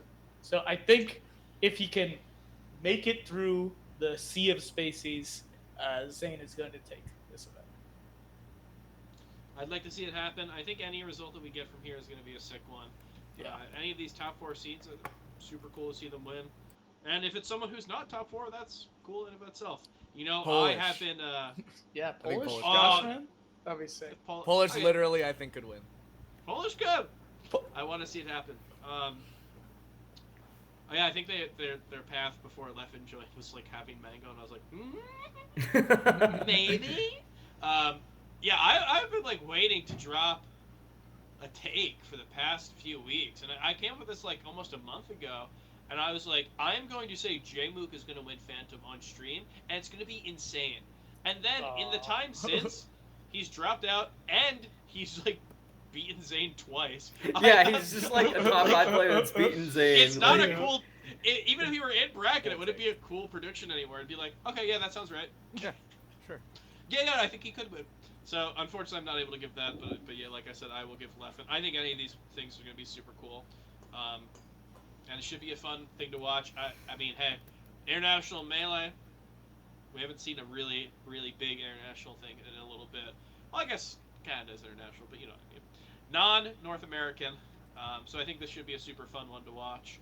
One thing I will say, Sunday, top 32 starts at 11 a.m. hell yeah. 2 p.m. top 8. Whoever kicked Mango. What time zone? UTC something. I don't know. Whoa. Australian. Oh, yeah, Australian. Okay. I'm just saying Mango has to play top 32 at 11 a.m. So whoever picked that as their Yeah, the minute Jorge said I remember Jorge brought up like drinking or whatever. Yeah, it all like I got hit with a rush of regret. Did you guys heard that the Summit 12 after party they're trying to convince Hungrybox to do a shoey, and he asks for Joshman's shoe? That's not how you do it. Everyone was like, You freak. Come on, you gotta drink your own. I think he ended up doing it, and it was out of a Yeezy, so like, oh, maybe he made the most out of it, but yeah, there was definitely showed his ass a little bit on that one. Mm-hmm. But yeah, super cool event. I'm excited to watch, and something I'm a little less excited for is our next segment. We're about running to the end of the show here. Every episode we have questions from our lovely patrons. And, for a long time, we've gone through this whole ebb and flow of going like, these questions suck. And then the next week, the questions are great. And then we like say, great questions this week. And the next week, the questions suck. And we had great questions for weeks on end. It was like beautiful. Like, you don't realize when the good times are happening. And now we just have everyone does their own bit. And their bits are all asking the same question every single week.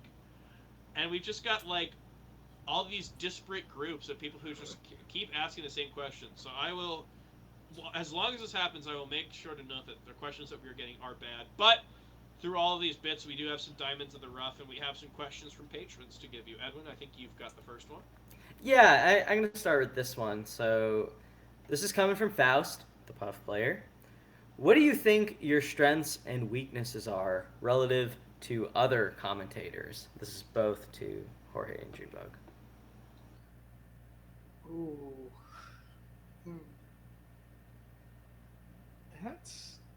That's a good question. That is a good question.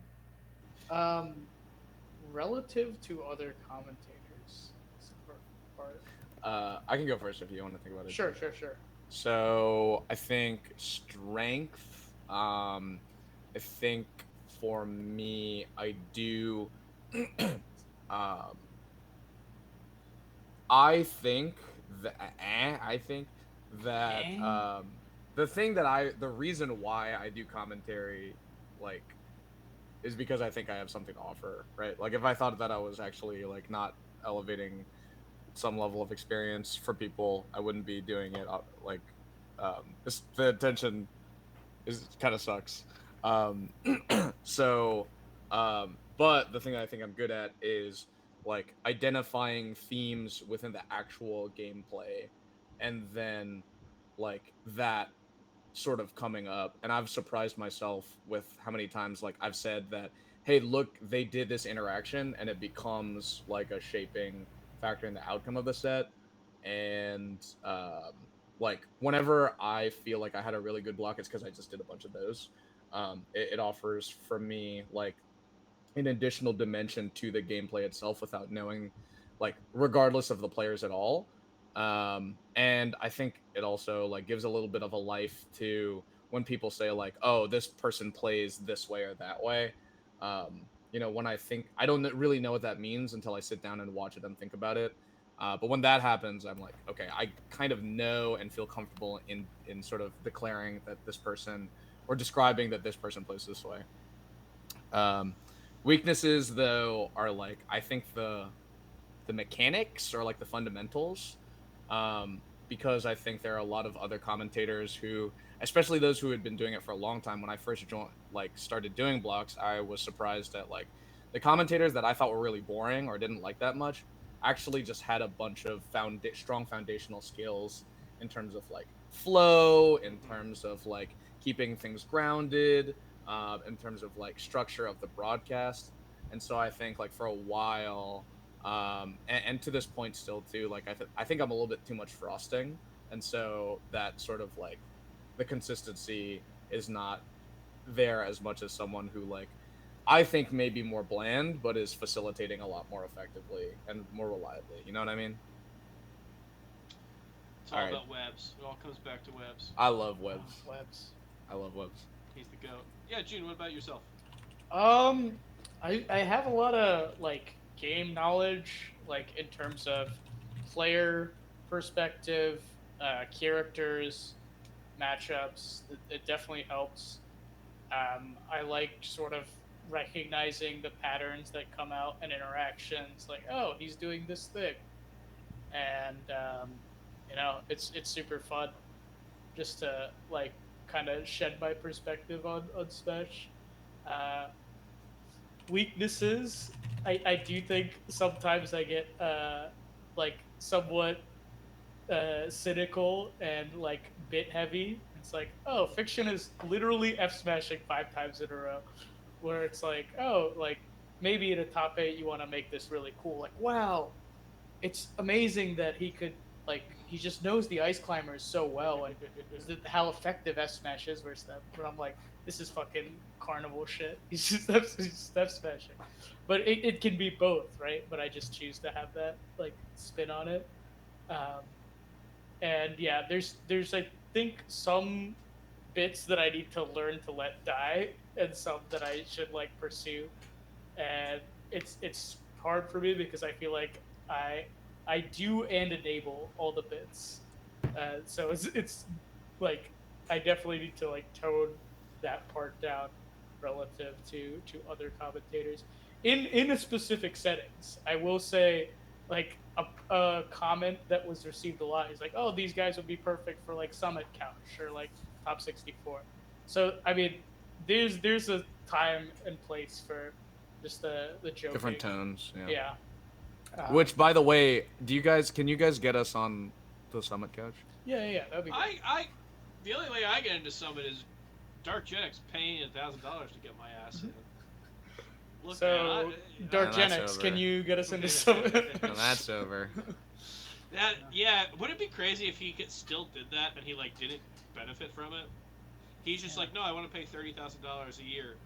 Well, twice a year. I want to pay $60,000 to get random people to Summit. He has a portion aside ahead of time. No, with the new Summit voting, right? Isn't that not a thing? Yeah, no, that's what I'm saying. That wouldn't be effective. I'm sure he's got some other plan. Brett, yeah, he's a schemer. He's always scheming. Don't say little. He's a little schemer. Can you say what Heath Ledger's Joker would say about Dark Genix being a schemer, Jorge? That one I can do. Okay, June, do you want to go first? Okay. You got it. Hold on, I gotta warm up. Say like, my father was a little schemer. My father was a little schemer, and Dark Genix is just like him. That's good. All right, Jorge. You want to know how I got into Summit? Dark Genix just paid $1,000 to get me in. Okay, now what would it sound like if Batman got into Dark Genix? Got into Summit. Where are the votes? Where are the votes? Where's the spirit bomb? Rachel! Rachel being somebody who works in the BTS crew. Rachel, there is a BTS Rachel. Let's go! Rachel! It all works out. Uncrustables. Okay, what about Macho Man Randy Savage? He's in line at the Summit, like the food that they get. Okay. They got Papa John's and they've got a Papadilla. A papadilla? Oh, yeah. I'm gonna eat that whole papadilla by myself. Sir, the papadillas, we only have a few. I can give you a piece. We have Philly cheesesteak and Look spicy at my Italian. level of mass. You're telling me that these Super Smash Brothers are gonna eat that whole papadilla? I don't do a Randy Macho Man. Okay. You got the grit. The grit's there. Do you want to... Here, how about this? Let's create a character right here, right now. Okay. You're in line at Papa John's. At Papa John's, the Papa John's line at Summit. I'll be the... Hey, what can I get you? Bonjour. Oh, bonjour. S'il vous plaît, un petit pepperoni. Okay, well, one small pepperoni. A slice or just one? Dessert. Okay, well, we don't have personal pizzas. I can't give you the whole circle. Oh, je suis Batman. Can I also be in this line? Yeah, you're also... Oh my god, no. I can't do my. I've been trying to do my Swedish all weekend. Because I was on a block with Alex 19, so we just got a free pass to just do this. Oh my shitty god! I Swedish. feel like this is going back into. We're just gonna inevitably bring up Armada's reaction to Save State versus Armada. Yeah, so we made a video, as people might know, Save State versus Armada. It's a video about, I don't know, whatever Melee Stats videos are about how. It's kind of weird that we play this game, but it's kind of beautiful, right? This whole thing. But we thought about what an Armada, like, he would watch it along and like release like his reaction, and it would just be, I remember that. It was actually crazy. I remember that. Yeah, that happened. Yeah, Just that like- happened. No substantive like commentary on it. Just be like, Yeah. yeah, that was kind of weird. That was And they were kinda pretty good. They were pretty good. I'm remembering, I think it was a metagame teaser where Armada goes to Justice for, and there's a clip where he goes, and they said that the winner gets a free flight to Apex.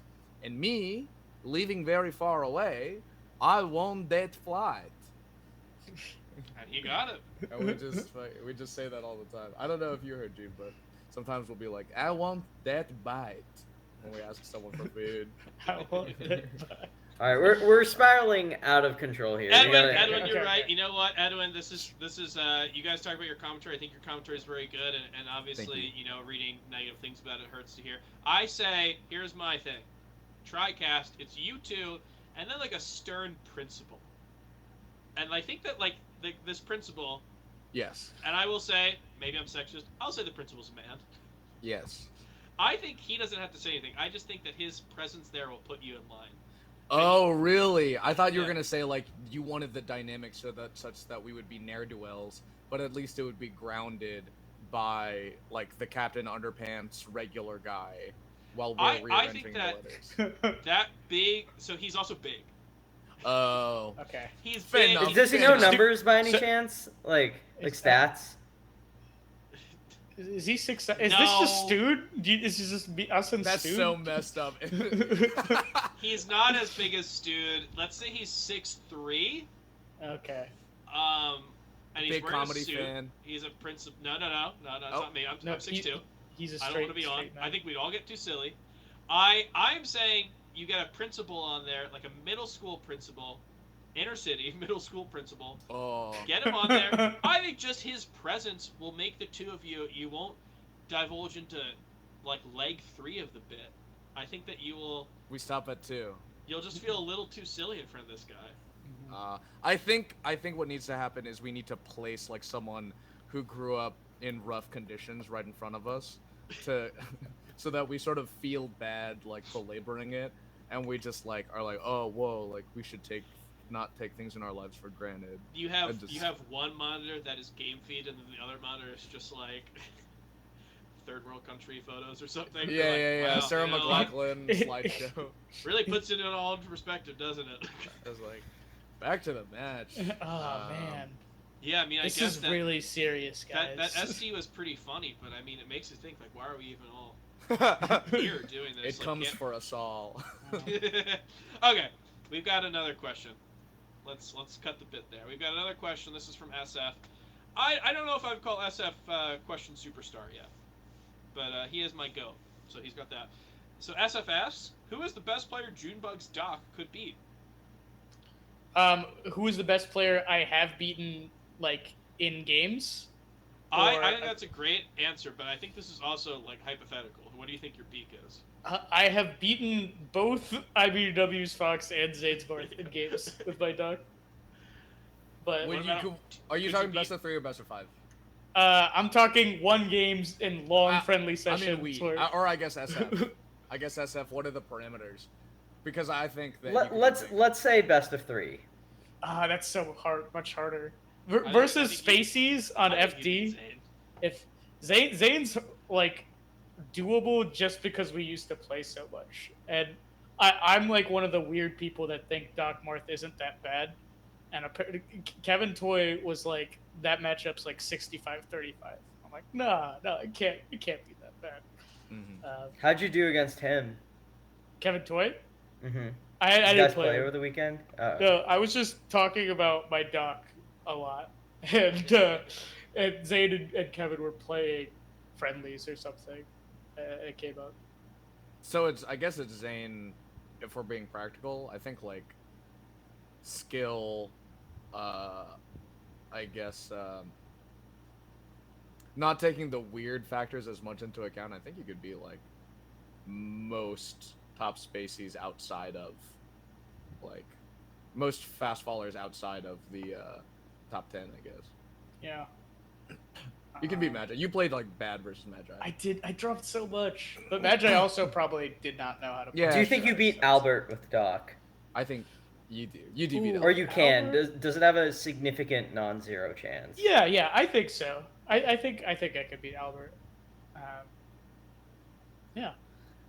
How about Zamu? You could beat. Zappy. Yeah. You would lose to Zuppy, I think. Zuppy, maybe. Zuppy's style is very good against mid tiers, I think. Also, he's cheating. No. I'm just... the Box Fox is hard. I did play Zach Danger a bit, and it was just like so weird having to deal with the box undershoot nairs. Mhm. You know what I'm talking about? Yeah, I do. Yeah, it's like Box Foxes play slightly different, and I was doing like okay. I could still up B out of shield it. Like a fully spaced box nair still gets Doc up B out of shield. So that was pretty cool. Well, Junebug, speaking of foxes that are very good against Dr. Mario, we got a question from. You know, it is kind of weird that he's a patron, considering he's also one of our sponsored players. But, anyways, Is it we got a Chape? question. Yeah, we got a question from Chape asking who got your attention this weekend. Edwin, Presumably a double down. Who I don't got want my to spoil attention? anything. Our former person who we've sponsored and may sponsor in the future, I believe, is a patron.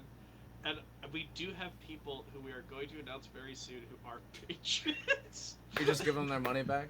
You give them a free subscription. No, don't spoil it. This It is- narrows it down. You're No, narrowing it down. It's impossible to find out who's a patron of us. All right, June. Well, now I am. It's in the record Hey. books. Maybe we're getting you to a tournament. We're going to force you to play. Yeah, you never know. Yeah, that Edwin wouldn't have a black hole in his statue. Who? Oh God, thing went away. Wait, he said who? Who did I? Who got your attention this weekend? Who got my attention this weekend? We know that Jorge's attention was grabbed by the guy who DM'd him and said he sucks. Oh yeah. I did get several Twitter comments that like tagged either me or both me and Eric saying, "Hey, you guys suck." So that Talk about definitely got... melee plays. Oh, we're talking about melee players. I mean, Chape was very good against Dr. Mario. It was super interesting to like see somebody who had a style that was like combated to or fit to just destroy Dr. Mario. And I'm like, this is such a niche thing to be good at. and Chape was very good at it. And SFAT was also very good at the matchup, but like I was good at this matchup 10 years ago kind of way. I mean, it was super impressive to see Slug do well. I think I've been saying for a long time that non-wobbling ices are viable. Edwin, you tweeted something Mhm. along those lines, and I was impressed because I knew he had that capability. I knew he was super smart about the game. I watched his Marth vs. Ices guide, and was cool to see him do well. Unfortunately, he had to beat Zane, which is never fun to watch. Uh, but cool for all the Slug fans. I've never seen Ices get cheered for that much. It's crazy. It's a different world. And people really cheering against Zane. But yeah, Amsa, all the standards very solid. And Fiction, he's been in my radar since the Brawl days, so I just know he's amazing. Slug, Chape against Dr. Mario. OKP was very solid. It's kind of, I don't know if it's BM to say that about somebody you beat in bracket, but OKP and Alex were very good, and so was Mad Giant. It seems like everyone was good. Alex, I think stands out to me as someone who I was not expecting that. Jorge, do you have anyone who caught your eye? Yeah, I was gonna say Alex. I didn't see Alex play, but results-wise, I was like, whoa. Tank, I think in Arizona, Fox? AZ. Did super well in doubles with John Wick, but like I think they played. Who did they play? It was a Fox Ditto versus. I can't remember, but super solid. Didn't expect that. And Reesh beat me in pools in a very bad set for both of us. Was his biggest but I think went on to 3-0 Ben afterwards. Oh, Yeah, wow. it was very lopsided. A bit of a against lesser Ben. win. I think the Jorge win's the big one. Yeah, that gave him the motivation. The he power needed. up. Yeah, I mean, I did So better Alex than the Puffs run, the most ridiculous thing, of course, ending at the hands of Junebug's doc. But in a brutal fashion, I will it was say. you dogged him. Yeah, but his boys, Wogley in the back, were watching afterwards, and I think he made a comment like, "The worst part is you just lost to a bit." After Alex loses the set. Good, I'm glad. I don't have any hatred about this, but I will say at main stage 2021, a tournament where I would say I had a little clout and was with people who had a lot more clout. It was me, Ipengu, Turned Down for Walt, and None, and we tried to get into the Wolgi after party, and we got bounced out. We got told we weren't invited. We weren't allowed. Dude, he stays partying at majors. If I'm trying to party, I hit up. So I've heard. And you know what? I will say it right here. Give me that wheat, will never go to a Wolgi party. Damn. Wogley, you got episode 52 of Waiting for Game. Choice words. I'll be right back. Wogley's got to launder his reputation. He's losing party goers. Is that real? This is all real. This is real. Where's it going? I don't know. Maybe he's gonna do an alpha change or something. We are at the end of the show pretty much. We have one final segment. This is a segment that unofficially named, but the fans all know it as Touching Grass. And I heard in the YouTube comments that Edwin might have messed this up last week, but I'm here to correct whatever he did. Touching Grass is a segment where we talk about what's been going on in our lives that is not Melee or Smash related. I know that a lot of what we talk about is Melee and Smash, so it's really easy to see us as just kind of one-dimensional people, but obviously we aren't. So I will go first. I'll give you guys time to think of stuff. On YouTube, I've been watching a lot of climbing videos. I don't understand why. I've been getting recommendations. Getting a lot of recommendations. There's this Norwegian guy, maybe. Yes. Did he Magnus Bitbo? Did he climb with Honnold? Yeah. I saw that. I got recommended that video. I watched those videos because I'm a climbing guy. I do climbing. Yeah. I watch them. They're great videos. He's very calm. Actually, the Alex Hannibal video is amazing because Magnus is so uncomfortable the entire time. He's just like scared out of his wits to be I'm doing this. free soloing. And Yeah. it's, so I watched Free Solo a year or two ago. I watched it kind of close to when it came out, and it's a super good documentary. But you're seeing this guy who's like insane and just like the best or one of the best. So seeing someone who's like extremely good and ripped. I don't know if you've ever seen the videos where he takes his shirt off. They're all ripped. Everyone's ripped. Yeah. But it's super cool to see someone like that who is professional, who's super good, and he's just like, I'm so fucking scared right now. I've been watching a lot of those, but I will have to say, I think my touching grass moment of the week, I can't go without saying, I took a vacation last week. I touched grass. I touched water. I was at the beach. I was in at the Jersey Shore. Excellent. I guess I won't dox my exact location, but I was at the Jersey Shore. And super fun. Yeah, it was good. I go with a ton of my family. There's like 30 plus people there, and I understand that is not something that is normal, and I understand it's not going to be around for a while. People are going to start to prioritize other things in their lives than going there, so I've been trying to enjoy it while it's still around. Super fun. I like to pop my headphones in on a really overcast day, and I walk the entirety of the 2.5 mile boardwalk, like up and down, so it's like a 5 mile walk. And it's really beautiful. I've got like specific albums I like to listen to. And this year there was no overcast day. So I walked on a really sunny day. My brother came along and we just kind of chatted for like the whole 5 mile walk. Super fun, super good. The beach was incredibly cold the entire time. Really just like unpleasant experience to be in the water. But overall, a great experience. And this was my pre-climbing YouTube days. So who knows if maybe I would have tried to scale something if I had saw those YouTube videos earlier. Edwin Budding, what did you do last week for touching grass? I heard that there's some YouTube comments. Did you mess it up? What? There's a YouTube comment that was talking about how you messed up the touching grass segment. What did you do last week? I don't know what you're talking about. Okay, now I never messed up anything. Now you're acting defensive. Yeah, why is this like a lawyer? You never. You'll have messed to up watch the episode to anything find. you say. You'll have to watch the episode to find out. Anyway, you want to Nice know what try, I did Edwin, but to this loyal fan, it will always be touching grass. What did you try to rename it without me?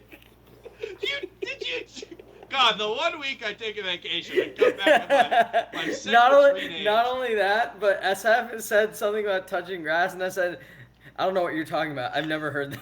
I've never heard those two words together. You little gremlin. All right, do you want my answer or no? I don't even know if I want to hear it right now. Well, Okay, you've watched Inception again. You wrote a big article on it. no. I was at Double Down last weekend, so unfortunately Smash has been quite in my mind, but also moving has been because I'm moving out of Boston in about a week's time. So Shipping out of Boston. Yeah, Cool. shipping out. yeah, shipping out of Boston indeed. To where? I'm moving to like I'm still in Massachusetts, but just a suburb. I'm not gonna name the town. I don't want to dox myself. Lowell. No, I'm not moving to Lowell, but as you can see, Andover? all these boxes. No, not Andover. All these boxes are here. Okay, so for people who want to find out how tall Edwin is, look up the height of this box. We got him, boys. We got him. There's a video of someone like Poke-Lols like puts a keyboard next to a door frame or something, and they calculate his height based on that, and with really dramatic music also. Oh yeah, wait, I think I've seen I'm that not kid. 4'2". So if anyone wants to find out how tall Edwin is, you can look up this product right here and know he's just over 4 of those tall. Okay, are you gonna get back to your mic, or are we just what's happening? Wait, hold on. I'm just making sure. No, I was just reading some of the labels because I couldn't find one of them, but You're then gonna I pull out found your them. books of Melee. Oh yeah, you wrote a book on Melee. You're gonna be like, what's in this one? Oh, it opened up. What is this? A copy of the book of Melee? No, I do have a bunch of copies though. I'm not gonna lie. Are they for sale? Yeah, maybe Where I'll can bring you him get to a an event. copy? Maybe I'll bring him to an event. Okay, well, is that it? Are you moved? You're moving? Is that your touching grass segment? Yeah, I've just been packing stuff the whole time. All right, I guess we're on to. You guys want to fight for it? Who wants to go first? Did you go first last time? Yeah. Okay, I'll go. I mean, top 8 was super fun. Getting to commentate a major with my friend. Hey! What? Oh, non-smash. Touching grass. It's not Oh, touching it's grass. friendship. The moral of the story is friendship. But okay, yeah. here's my. I'm excited. I have to plan a move soon. I'm moving into a house Wow. that I bought, Whoa. which is cool. But then I'm also moving back to my parents' house until that's like settled. So When you move back up, isn't it just like October or something? when I'm moving back up Yeah. in like a few weeks.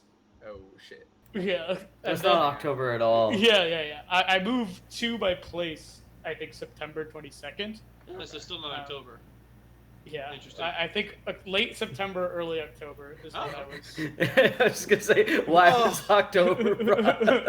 Oh, thank God. Yeah, It's in yeah. October. But my lease here ends August 5th, so I just had to move everything out. I'm probably gonna put it in a storage unit, and then move back home with my parents for just a small amount of time, like the sanity amount of time. I think for an adult, a late 20s adult, to be living at home, at least for me. Now that's gonna be tough to move because don't you have like 5 grand pianos in your apartment? Yeah. He does so- the thing where he's like does the rope and he slowly pulleys them down Yeah. to the sidewalk. And speaking of the sidewalk, you're always crossing the sidewalk with one of your buddies, and you're both holding a huge pane of glass, right? Yeah. Just walking across. So if anybody wants to buy 5 grand pianos or 17 sheets of glass, I just have that in my Please, house. I'm financially ruined otherwise. I have $300,000 in Stetsons burning a hole in my pocket. I have 50 Steinways. slick back A wigs. Stetson's a cowboy hat. No. It's In the Yamahas. Whatever. it was the That's a motorcycle. Whatever. I think you should leave bit where the guy just gets too much Italian mafia movie product. Yeah. It's like, yeah, What if we put... Go ahead. what if we put 50 slick back wigs in these baby shower bags? Meatballs. Like plastic meatballs. Jorge, for your segment, can you talk as if it was James Gandolfini, talking about what he was doing that wasn't Wait, melee who- related? Is that Tony Soprano? Yeah, Tony Soprano. Oh, that's Jorge hard. doesn't do any dead actors.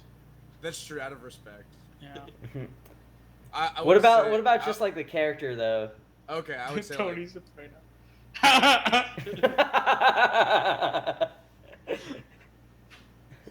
I don't have a Soprano. I don't have a James Gandolfini. Was that game James Gandolfini? Okay, you're right. Yeah. How about another about- character like Christopher Moltisanti or Who was James Caan the one who's like I don't know. He was in an Anderson .Paak sample. I confess I've not seen Sopranos yet. Oh, do Anderson .Paak. okay. No. You're not. Yes, love. Yes, love. Yeah, that's as good as you're gonna get. I have a chance. Hold on. What about Eminem? The precedent that this president is setting that. I guess. Spaghetti. Okay. He's like he's what's the Casey phrase like cinnamon M&M all men are friends. Common or yeah.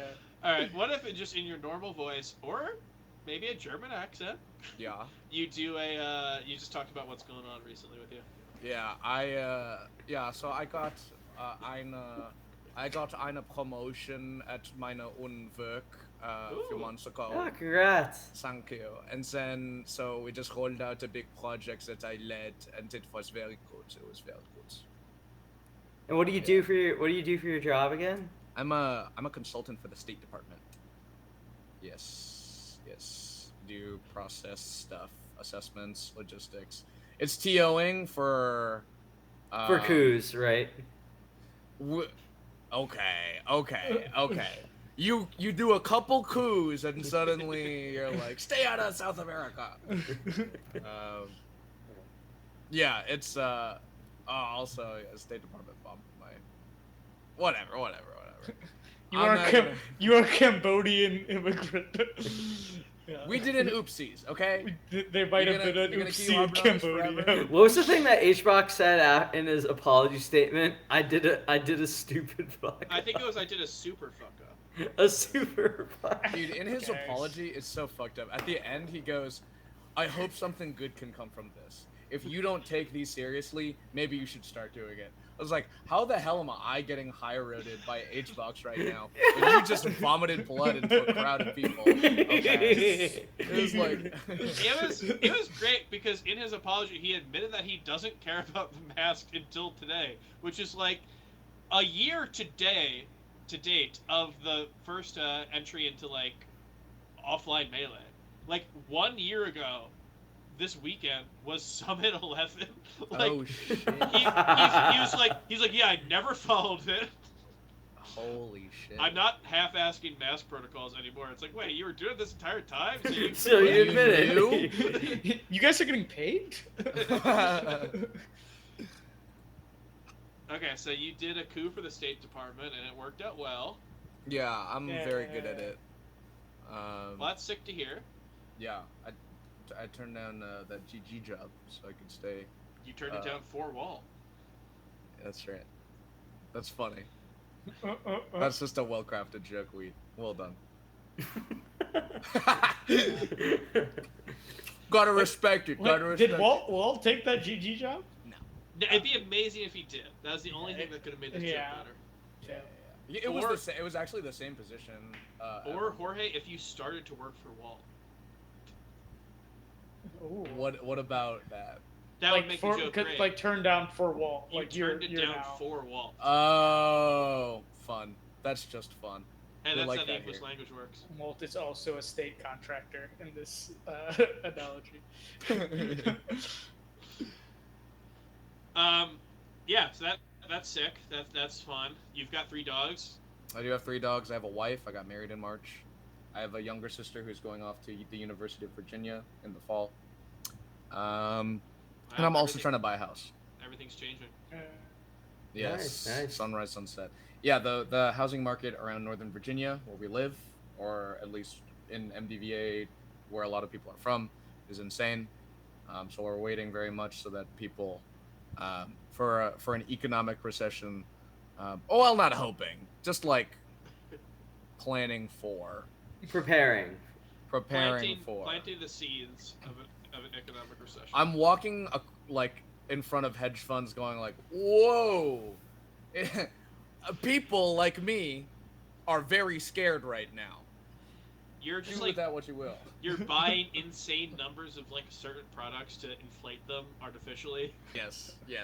I'm looking for VCs to create a bubble in some market.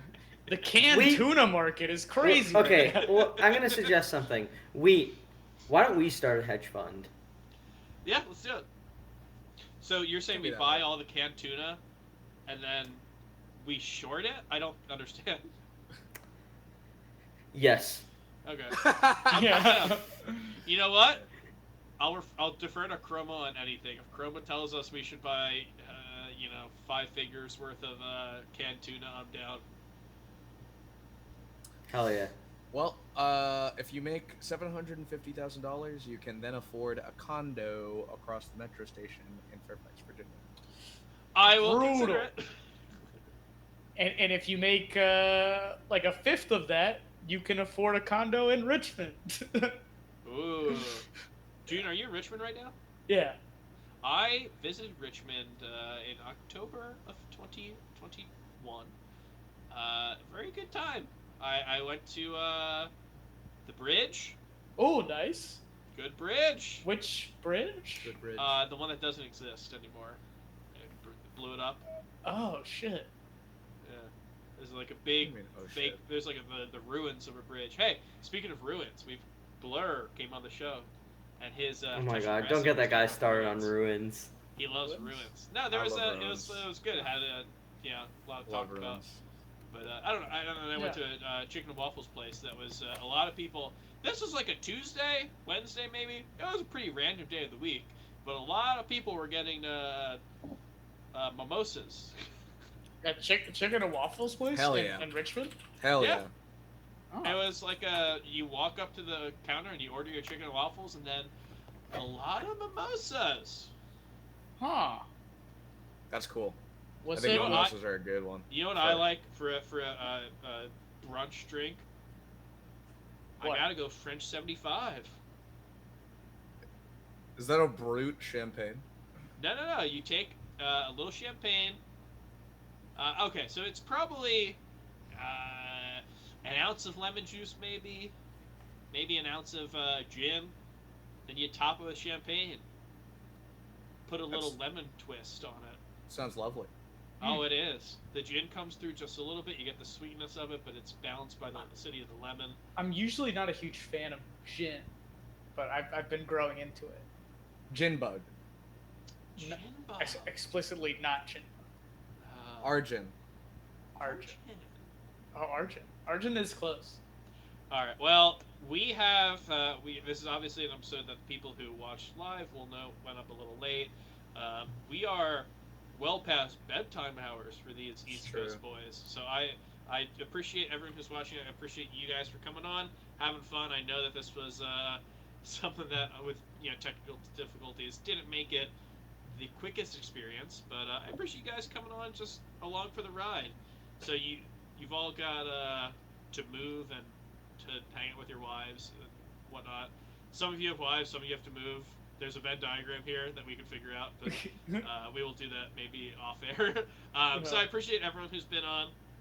Is there anywhere, Jorge, if people want to follow you, where can they follow you? Anywhere? Yeah, to do that? thanks for having us on. This is really where I am mostly. If you're like trying to support something, For trying the to make audio some... listeners of the podcast, where is that? Oh, at Star Fox Freshman. At Star Fox Freshman. Spelled Spell like it. how it sounds. Nope. On Twitter. If you would like to support some content, I did a lot of stuff with the GG Melee YouTube channel for a while. And we're trying to make some more skits as well on Zane's channel. If you don't know, I do a lot of writing and producing for his comedy sketch content. So toss those a follow if you haven't, and that's where you can find me. I guess if you want to look through the State Department directory, you can also find me there. Ooh, very fun. What about yourself, June? On Twitter, at AR Junebug, that is spelled A as in alpha, R as in route. No, yeah, you probably know how it's spelled. Also on YouTube, I've kind of been doing real life stuff, so I haven't made a YouTube video in a while. But hopefully my next video will be the long-awaited Mario Brothers video. Wow, the Italians as Yeah. Pie PJ. the Puff. What's his name? PJ the Puff. PJ the Puff, the guy who got caught in the Genesis back rooms. Wait, what? Is that true? Yeah, he did the no clip. Oh, I did not know that was Wait, him. what did he do? I have no idea what you guys are talking about. Who's PJ the Puff? He's a commentator. I don't think that Melee is his main game, but he did a very good job commentating Melee this weekend. He at Genesis, he tweeted that he added it was at Genesis Smash. Can anyone help me get out of here? The door closed behind me and it's locked. And it was just an area where no one knew where it was. Oh my god, that's just, horrifying. It was all just cement walls, and it was it went on forever. What That's the so fuck? scary. Oh And my he god. He found. Where are himself you? in And then he there. never said. He just said, "I got out." That's He- horrifying. He's 17. Wow. He's only 17. I'm 11 years older than him. Is that Creed Ba? Lots of rock songs about being 17. That's weird, right? Oh, okay. Yeah. So but yeah. Junebug, your YouTube channel is it's just called Junebug. I think the channel name is our Junebug Smash. Just look up Junebug. Yeah, just Smash. look up Junebug Smash. You'll find it. You gotta work on that. Yeah, it's youtube.com/c/ our Junebug Smash. That is spelled A as in alpha. No, Ha ha. sorry. That was continuation of the previous bit. Well, Maybe the we get principal. there. Yeah. Excited to see whatever you make on YouTube, but you do a very good job. And Thank you, yeah, if thank you you. want to see what we make on YouTube, you can see our long form content, our video essays is going to be on our Melee Stats channel.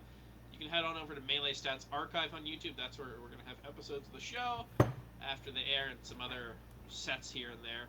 If you want to watch the show live, twitch.tv/Melee Stats. You can drop us a follow or a subscribe to us there. Twitter.com/Melee Stats Pod is where we're going to be posting stuff. We're going to be posting daily results threads and links to our content, and of course, pertinent nowadays, we're going to be talking about the players who we've sponsored to go to big events and stuff like that. So you can follow us over there if you want to keep in touch with that. MeleeStats.co.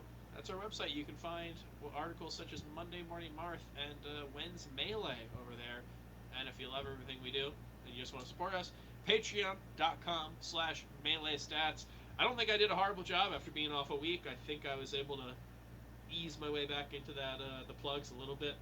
Not my best, not my worst. And that's what we strive to do here. And I appreciate you guys being on. Goofy episode, but we did it. Honestly, Is this a goofy episode? it was a good episode. Definitely. It wasn't even- Very it wasn't even goofy. That, We're wasn't so that goofy. goofy. That's crazy. Eric, pretty can I goofy. tell you something? What's up? The worst bit we've ever run was not on here. Does that make you feel better? That wasn't in my mind space. Okay. Do you want to know what the worst bit I ever run was? Yeah. Ever ran? Yeah. We had PPFD on. He was a wonderful guest. I opened the show by saying, Apex 2015, the height of your career. Now, the low part of your career, meaning being on our show. Like, Yeah. the fact that you are now on our show. That's very funny. Yeah. But the way I said it was like, You're dog shit right now. and now you're bad. So that will forever be the worst bit that we've ever run on the show, and I'm That's very proud to have that be the case. And I'm happy that we had some good ones here today. So thanks to both of you for coming on, and who knows, maybe we'll have you guys on again. It was a very fun time. That'd be great. Oh, yeah. Thanks for having us. Of course, you can follow them, of course, and we will be back next week. We're going to be talking about Phantom, and You'll be Maybe here with it's- someone else. is that it? Maybe we That's how finally only have podcasts one work. tournament to Damn. talk about. Finally, we might actually only have one instead of like a multitude. But we'll be back next week to chat. See you guys then. Peace. See you guys.